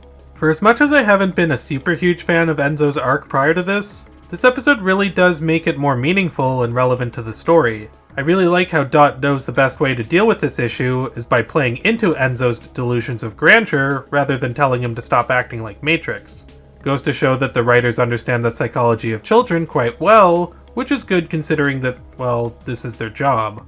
After Enzo enters the game, Daemon finally shows up in Mainframe. Dot plans to trap and delete her in the gateway, but Daemon infects everyone before this is possible. Bob starts creating portals to other systems under Daemon's command, as the game ends with Enzo, Frisket, Hack and Slash winning. I talked in previous episodes this season how the games weren't explored that thoroughly, and this time we don't even get to see what the game itself would look like, which is an interesting choice. It's a good choice though, as I doubt I would have been invested in the game when the fate of the entire net is in jeopardy. Enzo states he couldn't bring himself down the same path Matrix did, and finally embraces the name Enzo once again. This is a decent way to cap that arc, and I really like that the fate of Mainframe is now in the hands of a kid, a dog, and 2 bumbling henchmen. This is followed by a great scene where Enzo, Frisket, and Hack meet up with Matrix and AndrAIa, who are still under Daemon's control. Enzo actually finds a way to get through to Matrix by reminding him of his hatred of viruses and his love for his family. This works long enough for Matrix to change his icon from Game Sprite, which overpowers Daemon's infection. I really love this because of course Enzo would know Matrix better than anyone else, considering Matrix used to be him. This is one of the few moments where this is really brought to the forefront, and it really feels like somewhat of a metaphor, as if Matrix is talking to his inner child to bring him back to reality. Only thing is, his inner child is actually an outer child, which is a fun twist. Very poetic sequence, and one of the best moments in the episode. As great as the stuff with Enzo, Dot, Matrix, and the others are, there is one character who I've sort of glossed over up until now, who easily has the best role in the episode, and you probably already know who I'm talking about. Indeed, Hexadecimal here starts off the episode pretty routinely with her lusting over Bob. Despite everything she's done, there are still some signs that she can't be trusted and perhaps is a bit manipulative, so Dot and Matrix understandably have their reservations about her. But I simply adore children. but I could never eat a whole one. When Daemon finally arrives in Mainframe, she is disgusted by what Hexadecimal has become and throws her against a wall, damaging her face, similarly to how Megabyte scarred her before. There's a really great dichotomy between how the heroes believe that Hex hasn't changed, while the villain clearly sees that she has, and both sides treat her like garbage as a result. Against his better judgment, Matrix uses his icon to heal Hexadecimal, who learns that Bob is almost completely drained of energy from creating portals. As a result, Hex travels to the core to get more firepower, which turns her back into her virus form, once again using different masks for her facial expressions. What follows is a really short but epic fight sequence between Daemon and Hexadecimal, which was the climax I didn't know I needed. I do wish it was a little longer, but unfortunately for me and the net, the hourglass around Daemon's neck finally is finished. She decompiles, which causes Bob to realize that Daemon is a cron virus, meaning that everyone and everything she's infected will decompile soon enough. Might I remind you that includes literally every person and system on the net at this point. It seems like all hope is lost, but there might be a solution, even if it results in quite the hefty... Sacrifice? Yeah, that's the word. Fong and Wellman realize that the only way to administer the cure fast enough is to send a benign virus to the gateway to infect the net. While they do have this with Hexadecimal, it would result in total fragmentation for the virus in question. Regardless, she agrees without hesitation, knowing she will at least be able to save Bob if she does. Hex says her goodbyes, gives Enzo a gift by changing the color of his icon, and yeah, no punches pulled, no fake outs. Hex enters the gate and saves the net, sacrificing herself in the process. You know, I've written over 40 of these reboot reviews at this point, and this is the first time I've ever felt genuinely at a loss for words. I commented in Season 3 how I enjoyed the fact that Hack and Slash switched sides, because deep down, you always knew they weren't that bad. It's true that Hexadecimal has moments of humanity here and there, especially when compared to Megabyte. Still, if you had told me that her arc would end with her not only becoming good, but performing the single most heroic act out of any character in the show, I would have thought you were lying. Lo and behold, it happened organically, and perpetuated this into being one of my favorite episodes in the series. The credits at the end of the episode involve Hex doing her first theme song monologue, where she calls herself the Queen of Chaos. I wholeheartedly agree. What a hell of a way to wrap up the arc for one of the most compelling characters I've ever witnessed in any medium. However, before I end the review, I do have to talk about the cliffhanger ending that comes before that. Essentially, Dot tells Bob she loves him and wants to marry him. They're about to kiss when a portal appears and Ray Tracer emerges from it. Oddly enough, this is Tracer's first appearance in Season 4, and he doesn't get a speaking role. Not sure why, perhaps his voice actor was busy calming down his brother after an anti-Semitic rant. Fun fact, Tracer is played by Donald Gibson, the younger brother of Mel Gibson. Before I digress too much, Tracer is followed by a second Bob that emerges from the portal. Now we've got quite the situation with 2 Enzos and 2 Bobs. Oh boy. This was a great ending to the arc, especially for Hexadecimal's role. Easily my favorite installment of the season so far, and one of the best individual episodes of the series, even if it was technically the last act of a movie. I've compared Reboot to Moral Oral a few times, and now we get to an episode that has the same title as a Moral Oral episode. My favorite Moral Oral episode, as a matter of fact. While the Reboot episode Sacrifice may not quite reach the heights of the Oral one, it comes really damn close, which is high praise coming from me. How did I think of this arc as a whole? There were a few rushed or undeveloped moments, but even so, I thought Daemon's story was really well done. I didn't like it quite as much as the first or last arcs of Season 3, but I did think it was better than the game-hopping arc, and Hexadecimal's story, especially in this final episode, perpetuated it above the web-surfing arc. Even with its small flaws, this is really well done, and I'm happy to get more Reboot at this high level of quality. With only one arc left, let's see if they stick the landing.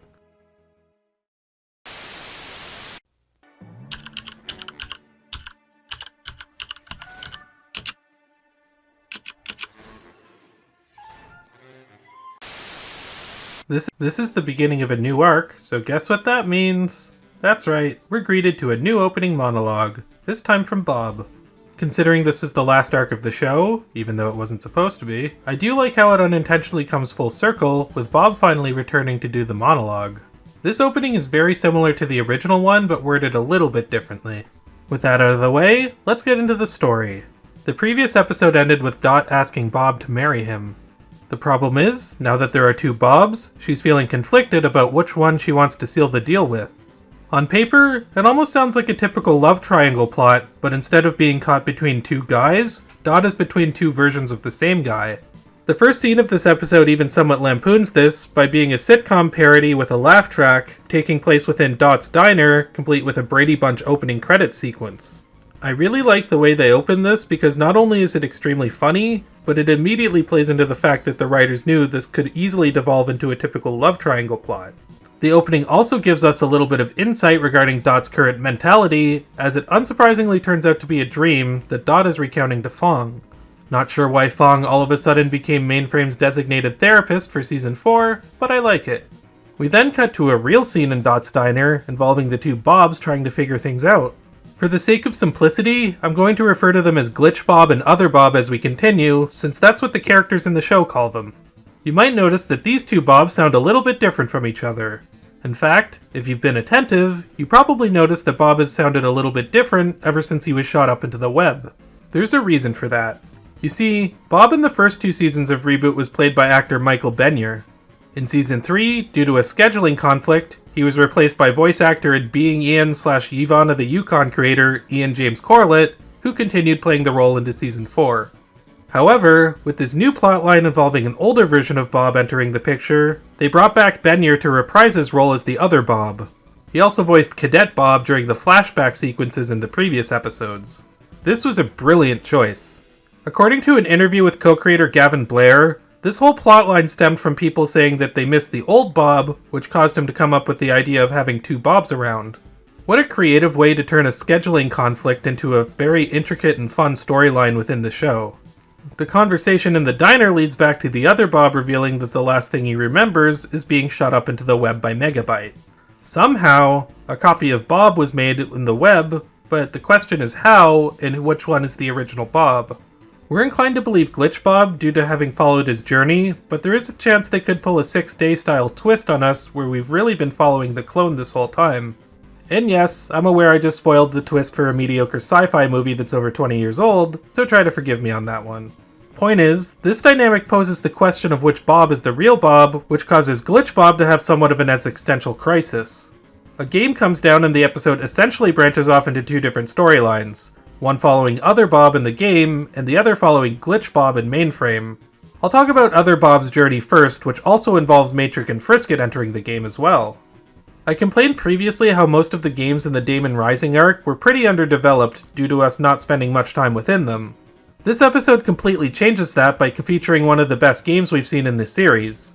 The game itself is called Pantsu Hebi X, which translated into English means Panty Snake X. How classy. The game itself turns out to be a giant homage to popular anime around the time, most notably Pokemon and Dragon Ball Z.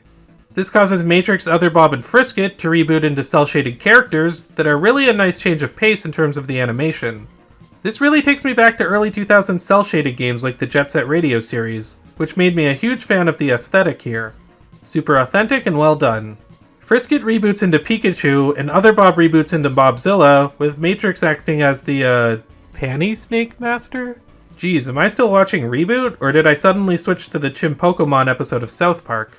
Regardless, this does lead to some very funny and well-animated sequences, with the Goku-looking user sending out different creatures for Matrix, Bob, and Frisket to defeat. I will say here that some of the humor is a little bit dated, such as when Matrix takes way too long to attack his opponent, as a way to lampoon Dragon Ball Z's fight sequences. That trope has been parodied to death, but since this was 2001, it was kind of a novel concept at the time. Still, for the most part, the humor lands, and this turns out to be one of the most entertaining game sequences yet. Meanwhile, Glitch Bob, Enzo, and AndrAIa head to Al's Wait and Eat due to Cecil being a bastard that won't serve them. Apparently, Al has been doing well for himself as the bar has undergone a huge overhaul since we last saw it. I guess it pays to serve slow food? Here Glitch Bob contemplates the possibility of him being a copy, and if he is, to what extent does that really matter? Enzo is a copy and he and Matrix are able to coexist. At the same time, we know Enzo was copied due to the system rebooting at the end of Season 3, but the nature of which Bob is a copy is a little bit murkier. As the scene continues, it more or less devolves into nonsense as a fight breaks out in the diner randomly and becomes the focus. It's not that important of a sequence, but it is funny, and it does take us back to level 31, which I was happy to see again. Also, for all the number and symbol puns the show has made throughout the episodes, this one might be my favorite.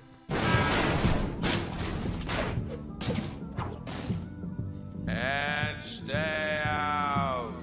Truth be told, Bob having a clone probably wouldn't be an issue if Dot didn't want to marry one of the Bobs.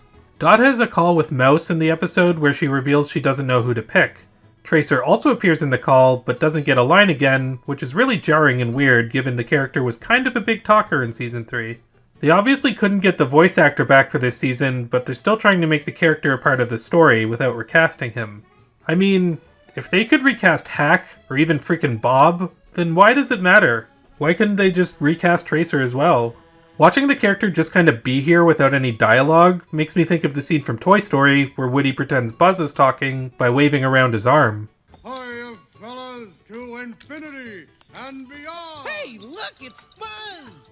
Dot talks to Fong at the end of the episode where she explains that, while she and Glitch Bob have been through more together, other Bob reminds her of simpler times before Mainframe went through hell and back. Matrix seems to have this perspective too, not minding when other Bob accidentally calls him Enzo. This honestly totally makes sense and explains in a logical way why Dot would gravitate more toward other Bob. All in all, this is a fantastic episode. The idea of bringing two Bobs into the cast seemed like an odd choice, but it's really working out for them. It also gives the audience a lot to think about. Dot's monologue at the end of the episode really makes us understand why she and the other characters would gravitate towards other Bob more than Glitch Bob. There's probably a meta-commentary here about Reboot fans who wanted the old voice actor for Bob back, even though I personally think both actors do a great job at the role. The game in this episode was probably the best one in a while and featured some really funny moments and great visuals. Plus, how can you not love an episode where Al's Wait and Eat returns and Cecil gets a bigger role? Super solid outing all around. Does this aspect ratio make me look fat?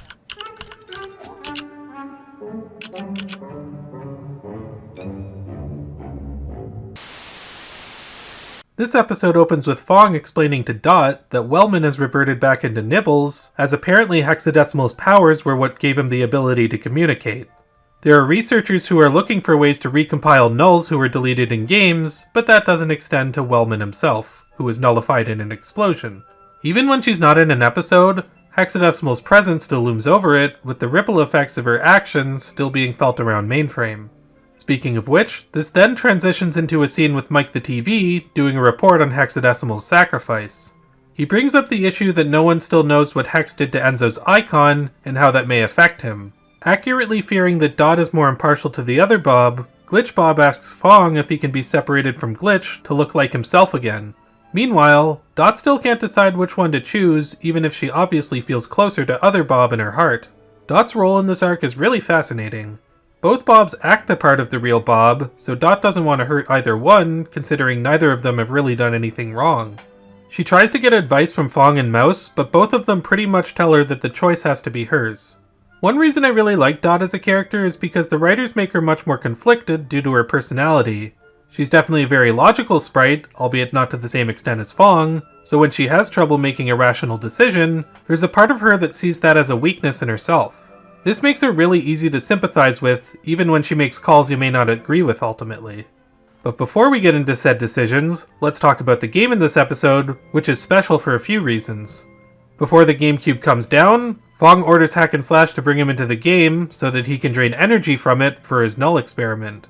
They're not alone though, as they're also joined in the game by AndrAIa, Matrix, Enzo, and other Bob. The game is a sequel to the Rocky Racoon game from Season 3, making this the first time we've seen a game with a sequel, unless I'm forgetting something. I think that's a great choice, as it's something that hasn't really been explored before. Plus, I really love the Rocky Racoon character compared to a lot of the other users. Secondly, what the characters reboot into are really bizarre choices, but they are pretty funny when you think about them. Enzo reboots into a puppet, which talks in really disjointed, emotionless sentences. This character looked a little bit familiar to me, but I couldn't really understand why. That is until Matrix rebooted into Darth Vader. Now I get it. Enzo is a parody of the little Anakin from The Phantom Menace. The wooden delivery of his lines and the fact that he's a puppet play on the classic Mannequin Skywalker joke that poked fun at the acting in the prequels. It might be worth noting that this episode was released in 2001, 1 year before Attack of the Clones came out. If they thought Jake Lloyd was wooden as Anakin, wait until they get a load of Hayden Christensen. The Star Wars references don't end there as Fong reboots into a cup of yogurt and starts talking like Yoda. Totally not related to the yogurt character from Spaceballs. AndrAIa reboots into a Barbie, and Other Bob turns into a G.I. Joe, but by far the funniest to me is Hack and Slash rebooting as Coke and Pepsi cans. My bad, a Poke and Peek can.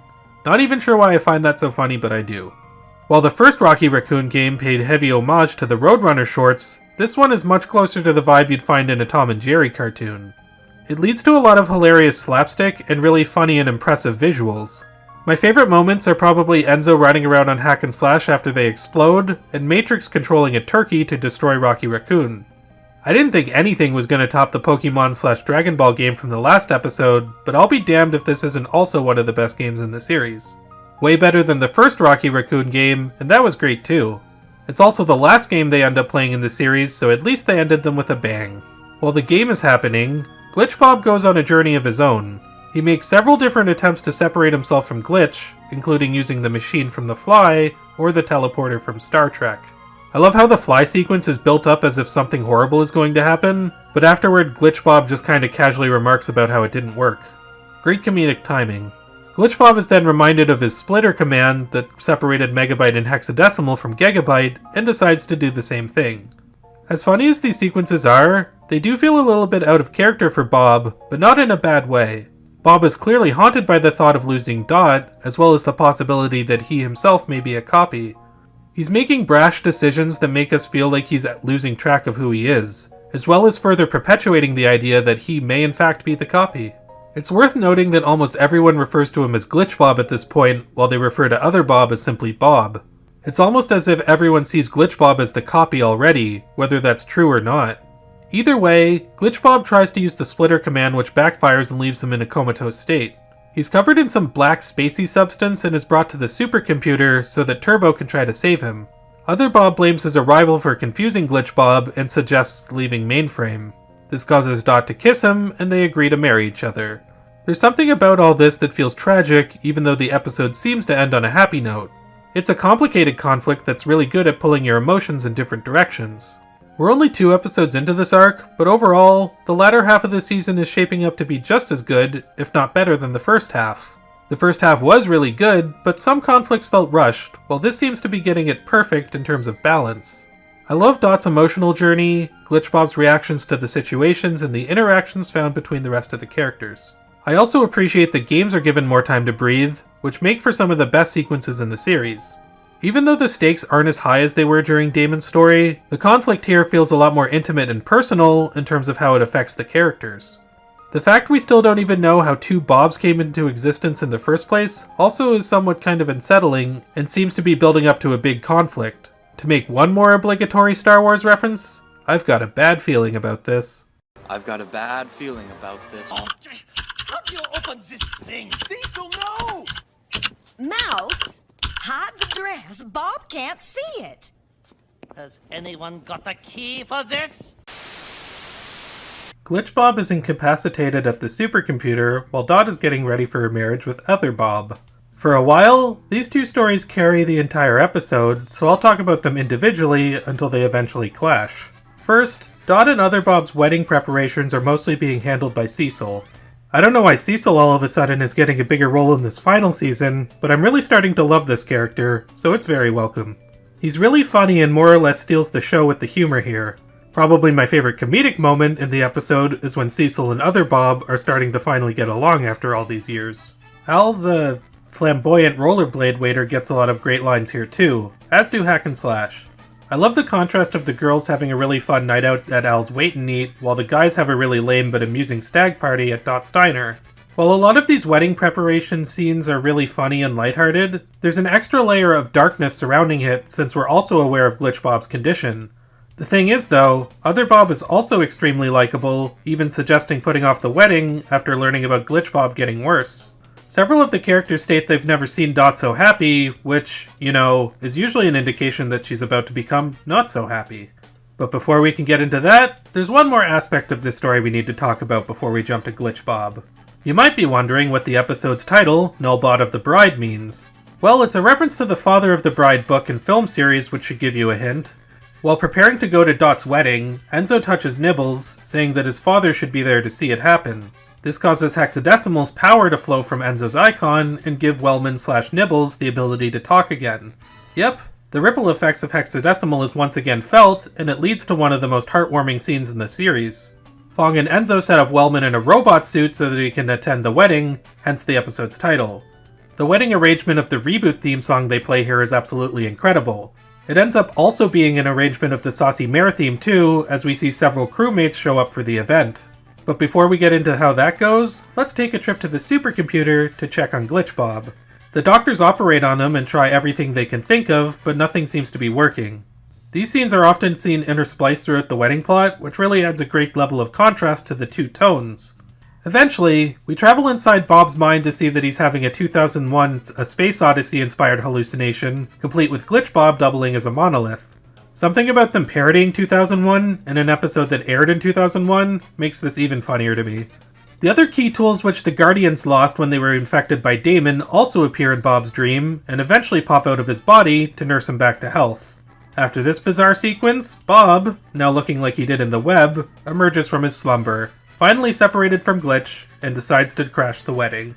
Other Bob punches Glitch Bob in the face upon arrival, which is the first time he's done something very un-Bob-like. Dot prepares to marry Other Bob as the fully functional Glitch attaches itself to its arm, solidifying Glitch Bob, Web Bob, I guess we'll call him now, as the copy. That is until Glitch sucks some of the code from Other Bob and attaches itself back to Web Bob. This causes Web Bob to finally revert back to his normal self, while Other Bob undergoes a transformation of his own.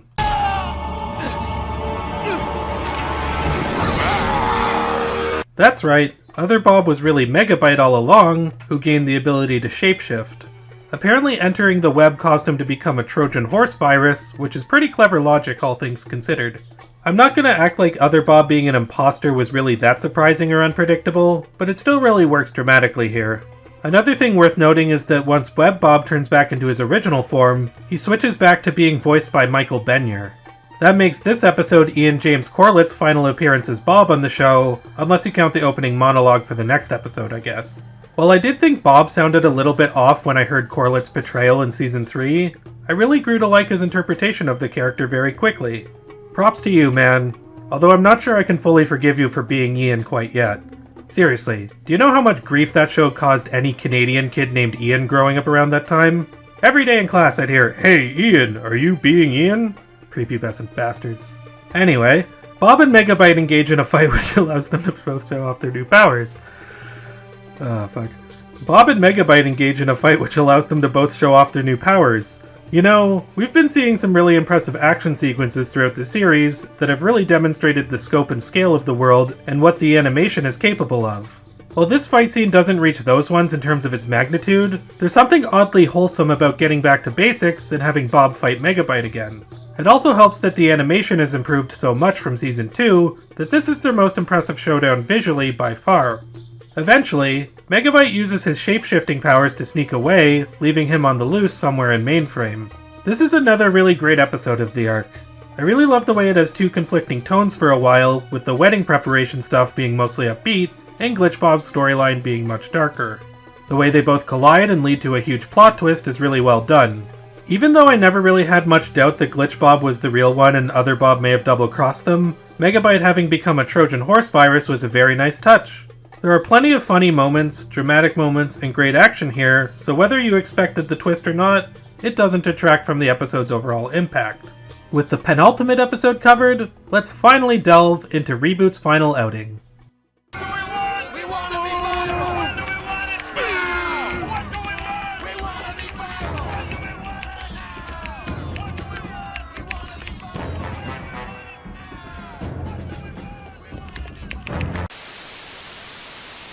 The principal office crew meets in the war room where they call Turbo and discuss what happened. Turbo says he was sent back up to delete Megabyte, but Bob declines, believing the virus can still be reformed. Bob reminds everyone that if they deleted Hexadecimal for being a virus, Daemon would have eliminated everyone on the net. Yep, the ripple effects of Hexadecimal are still coming into play and raising very interesting ethical questions. I think Fong puts it best when he says, "The readme of fate is a complex program indeed." Bob also reveals the way that Megabyte got his code was due to him crushing Glitch, which transferred some Guardian code into Megabyte that helped him survive in the web. I love how a seemingly small or irrelevant moment that happened way back in Season 2 is now being brought up again in a natural and organic way that makes sense. This meeting is interrupted, however, when the crew is alerted to a protest happening outside, led by Megabyte's former underlings, including Lieutenant Chauncey, Bunnyfoot, and Herr Doctor. This protest is interrupted when two Blues Brothers binomes drive through the crowd. Kinda random, but okay. Mike the TV announces the situation to the public and encourages everyone to panic, causing Bob to realize it's actually Megabyte disguised as Mike. Meanwhile, Dot can't face Bob after turning her back on him, so she, along with Mouse, Hack, and Slash, are off in Floating Point Park having a conversation about it. While I certainly liked Dot in the earlier seasons, I never really considered her to be one of my favorite characters. In these later seasons, however, she has a much more emotional role that really elicits a lot of empathy and pathos. I mean, this girl had her father nullified in an explosion, had the sprite she loved shot up into the web, thought her brother was nullified in a game, watched the city she tried so hard to protect be taken over and destroyed by Megabyte, got caught up in an impossibly complicated love triangle, twice if you want to count Hexadecimal's infatuation with Bob, and even when it looked like she was past all that and ready to have her happy ending, the sprite she was about to marry turned out to be her biggest enemy in disguise. If anything, I'm surprised Dot isn't in an insane asylum at this point. I bet Fong is making bank as her therapist.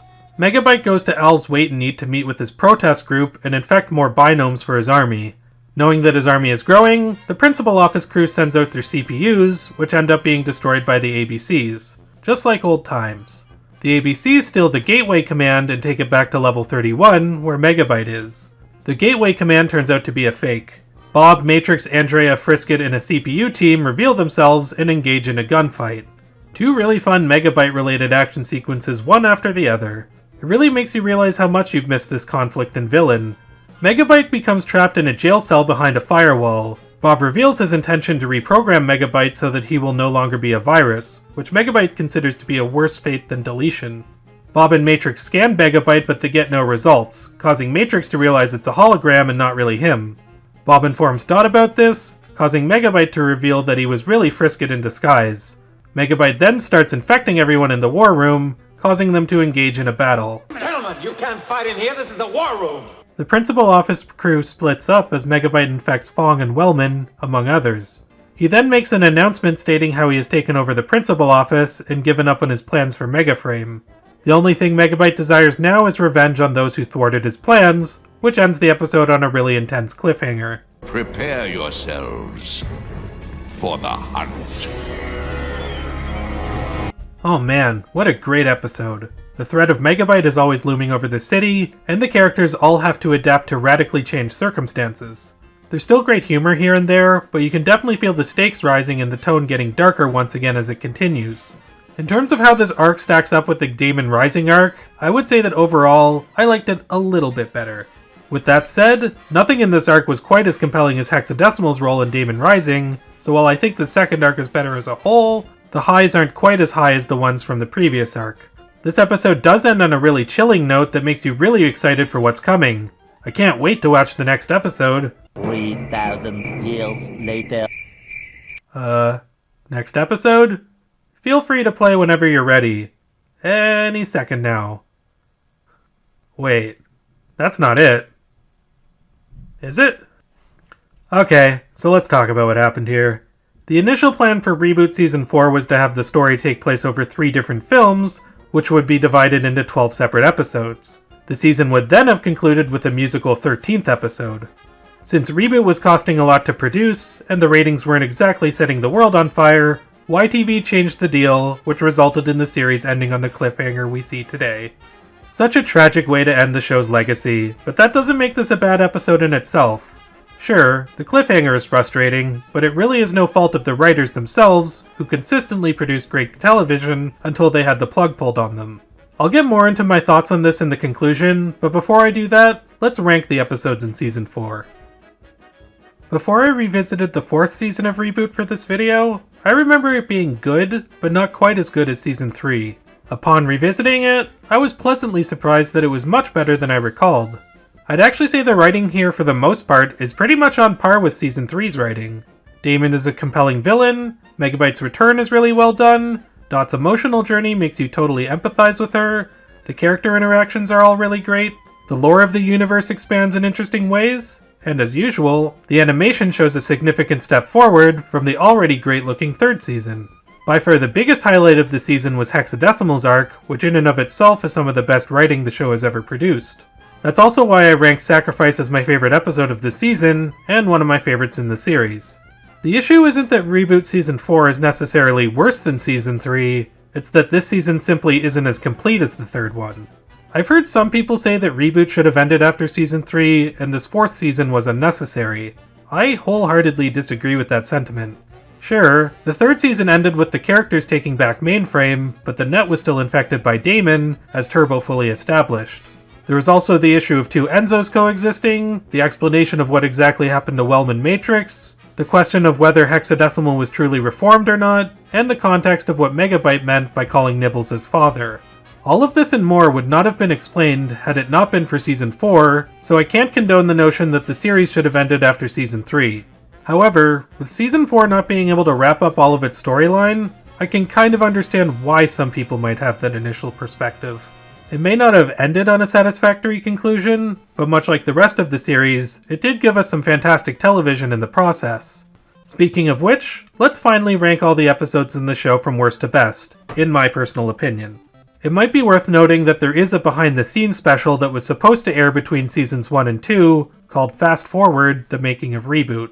While this was mostly a documentary about Reboot's creation, it did feature a plot involving Megabyte plotting to take over Mainframe while watching the creators talk about the show. I'm not including it in my episode rankings because it's so different and probably non-canon, but it is worth a watch if you haven't seen it. Without further ado, here we go. Number 47, The Tiff. Number 46, The Tearing. Number 45, Racing the Clock. Number 44, Enzo the Smart. Number 43, In the Belly of the Beast. Number 42, Infected. Number 41, When Games Collide. Number 40, The Quick and the Fed. Number 39, Nullzilla. Number 38, The Great Brain Robbery. Number 37, Gigabyte. Number 36, AndrAIa. Number 35, Where No Sprite Has Gone Before. Number 34, High Code. Number 33, Bad Bob. Number 32, Icons. Number 31, Number 7. That might be a bit confusing. The episode is Number 7, the name. Just so you guys know. Number 30, Between a Racoon and a Hard Place. Number 29, The Episode with No Name. Number 28, Wizards, Warriors, and a Word from Our Sponsor. Number 27, The Medusa Bug. Number 26, The Crimson Binome. Number 25, The Edge of Beyond. Number 24, Daemon Rising. Number 23, What's Love Got to Do with It? Number 22, Crossnodes. Number 21, Identity Crisis Part 1. Number 20, Identity Crisis Part 2. Number 19, My Two Bobs. Number 18, Crouching Binome Hidden Virus. Number 17, Null Bot of the Bride. Number 16, Life's a Glitch. Number 15, Web Riders on the Storm. Number 14, The Return of the Crimson Binome. Number 13, Mousetrap. Number 12, Megaframe. Number 11, Web World Wars. Number 10, Trust No One. Number 9, Game Over. Number 8, Firewall. Number 7, Showdown. Number 6, System Crash. Number 5, Talent Night. Number 4, Painted Windows. Number 3, Sacrifice. Number 2, To Mend and Defend. And number 1, End Prog. We currently live in an era where revivals, remakes, and, pardon the pun, reboots of different properties are much more common than ever before. Generally speaking, I'm not a big fan of reviving every single thing under the sun. I think the desire from audiences to see their favorite intellectual properties return has kind of led to a stifling of creativity within the industry. Less people are interested in checking out new ideas, and thus, studios are less likely to greenlight them. However, the exception I tend to make to this rule is if the property in question didn't get the chance to tell its entire story. That's why I was really happy when Twin Peaks and 12-Ounce Mouse got their third seasons, or when Hey Arnold or Deadwood got follow-up movies, because all of those shows legitimately had loose ends that needed to be tied up. For me personally, if there's one show I would love to see revived and have its full story told more than any other, Reboot is that show. The problem is, as much as it's hailed as a cult classic, interest doesn't seem to be there as much as it should be. A lot of people I know seem to have heard of this show but haven't actually seen it, or only saw a couple of episodes. I think some people might write it off due to its primitive CGI animation perhaps being a little bit off-putting for modern sensibilities. I stand by the fact that I think the primitive animation in the early seasons still works, due to the context of them being computer programs. I also grew up with the show, and am a Nintendo 64 kid at heart, so I'll admit that low polygon graphics do have a bit of charm for me personally. My bias aside though, it can't be ignored that the animation does significantly improve throughout the show's run, and even in its early seasons has a lot of artistry to it. The same thing goes with the storytelling. Reboot gets much deeper, darker, and more elaborate as it progresses. The early seasons do contain a lot of great writing, but they certainly do not convey the overall context of the show or what it would evolve into. It's bizarre how much I've brought up Moral Laurel while talking about Reboot, but weirdly enough, I do think the shows mirror each other in terms of how their progression works. The first season of both shows are really good, if not a little bit basic and formulaic. The second seasons in each case start off similarly to the first, but slowly become darker and more serialized. The third seasons, and fourth one in Reboot's case, absolutely go off the deep end with a shift in tone and include some of the riskiest moves in television I've ever seen in my life. Both shows become progressively much more impressive visually too, along with their writing and voice acting. Both shows feature heavy allegories to God, feature an episode called Sacrifice, have the ability to be funny and dramatic at the same time, and were hobbled by a premature cancellation. In Moral Laurel's case, we were at least given a resolution, even if it was a little bit rushed. Reboot, on the other hand, ended on a cliffhanger, which to this day has not been resolved. Sure, there was a comic continuation, and some of the characters did appear in that thing that was the Guardian Code, but neither of those are considered canon.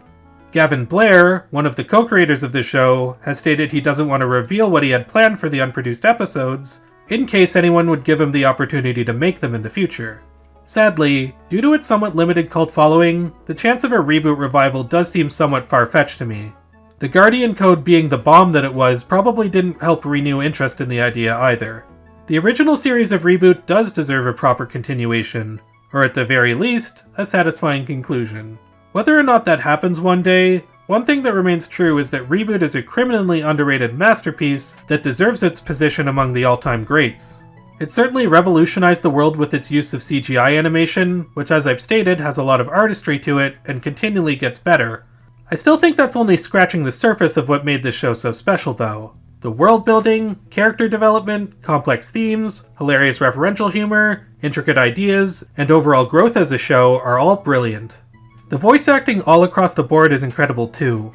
Tony Jay, Michael Benyer, Ian James Corlett, Kathleen Barr, Shirley Milliner, Hex is still one of the best characters ever, and probably the biggest standout of the cast in my opinion, Michael Donovan. He played Fong, Mike the TV, Cecil, Mr. Christopher, Lieutenant Chauncey, and dozens of other supporting characters in literally every episode. That's insane vocal range. Despite this being one of the first ever shows of its kind, I don't think any CGI show I've seen has surpassed Reboot in overall quality. I hope that more people over the years will continue to discover what a wonderful creation this show was, and begin celebrating it as a masterpiece, much like how people rediscovered Moral Laurel years later. Only time will tell, but no matter what, Reboot to this day remains one of the most alphanumeric shows ever made. Hi, this is Mike the Editor. Would you like to support our channel? Please do so by watching our videos, dropping us lots of comments, good, bad, whatever you prefer. If you like this video, smash the like button with your face. If you're not subscribed already, please do so, and remember the bell icon for notifications to new videos. We also have a Patreon, which the link will be down there somewhere in the description. If you want to help us out monetarily, that'd be great. Also, the video you just watched, fair use policy, blah, blah, blah, something, something, something. We also have a Discord server, which please come and join the chat. The link will be also in the description. Huge thanks to both Trevor from Media Mementos and Jason from Jason Entertainment for being the guest narrators on this video. Links to their respective channels will be located in the description. If you come from either of these channels, feel free to let us know in the comments. We appreciate their work. Thanks for watching.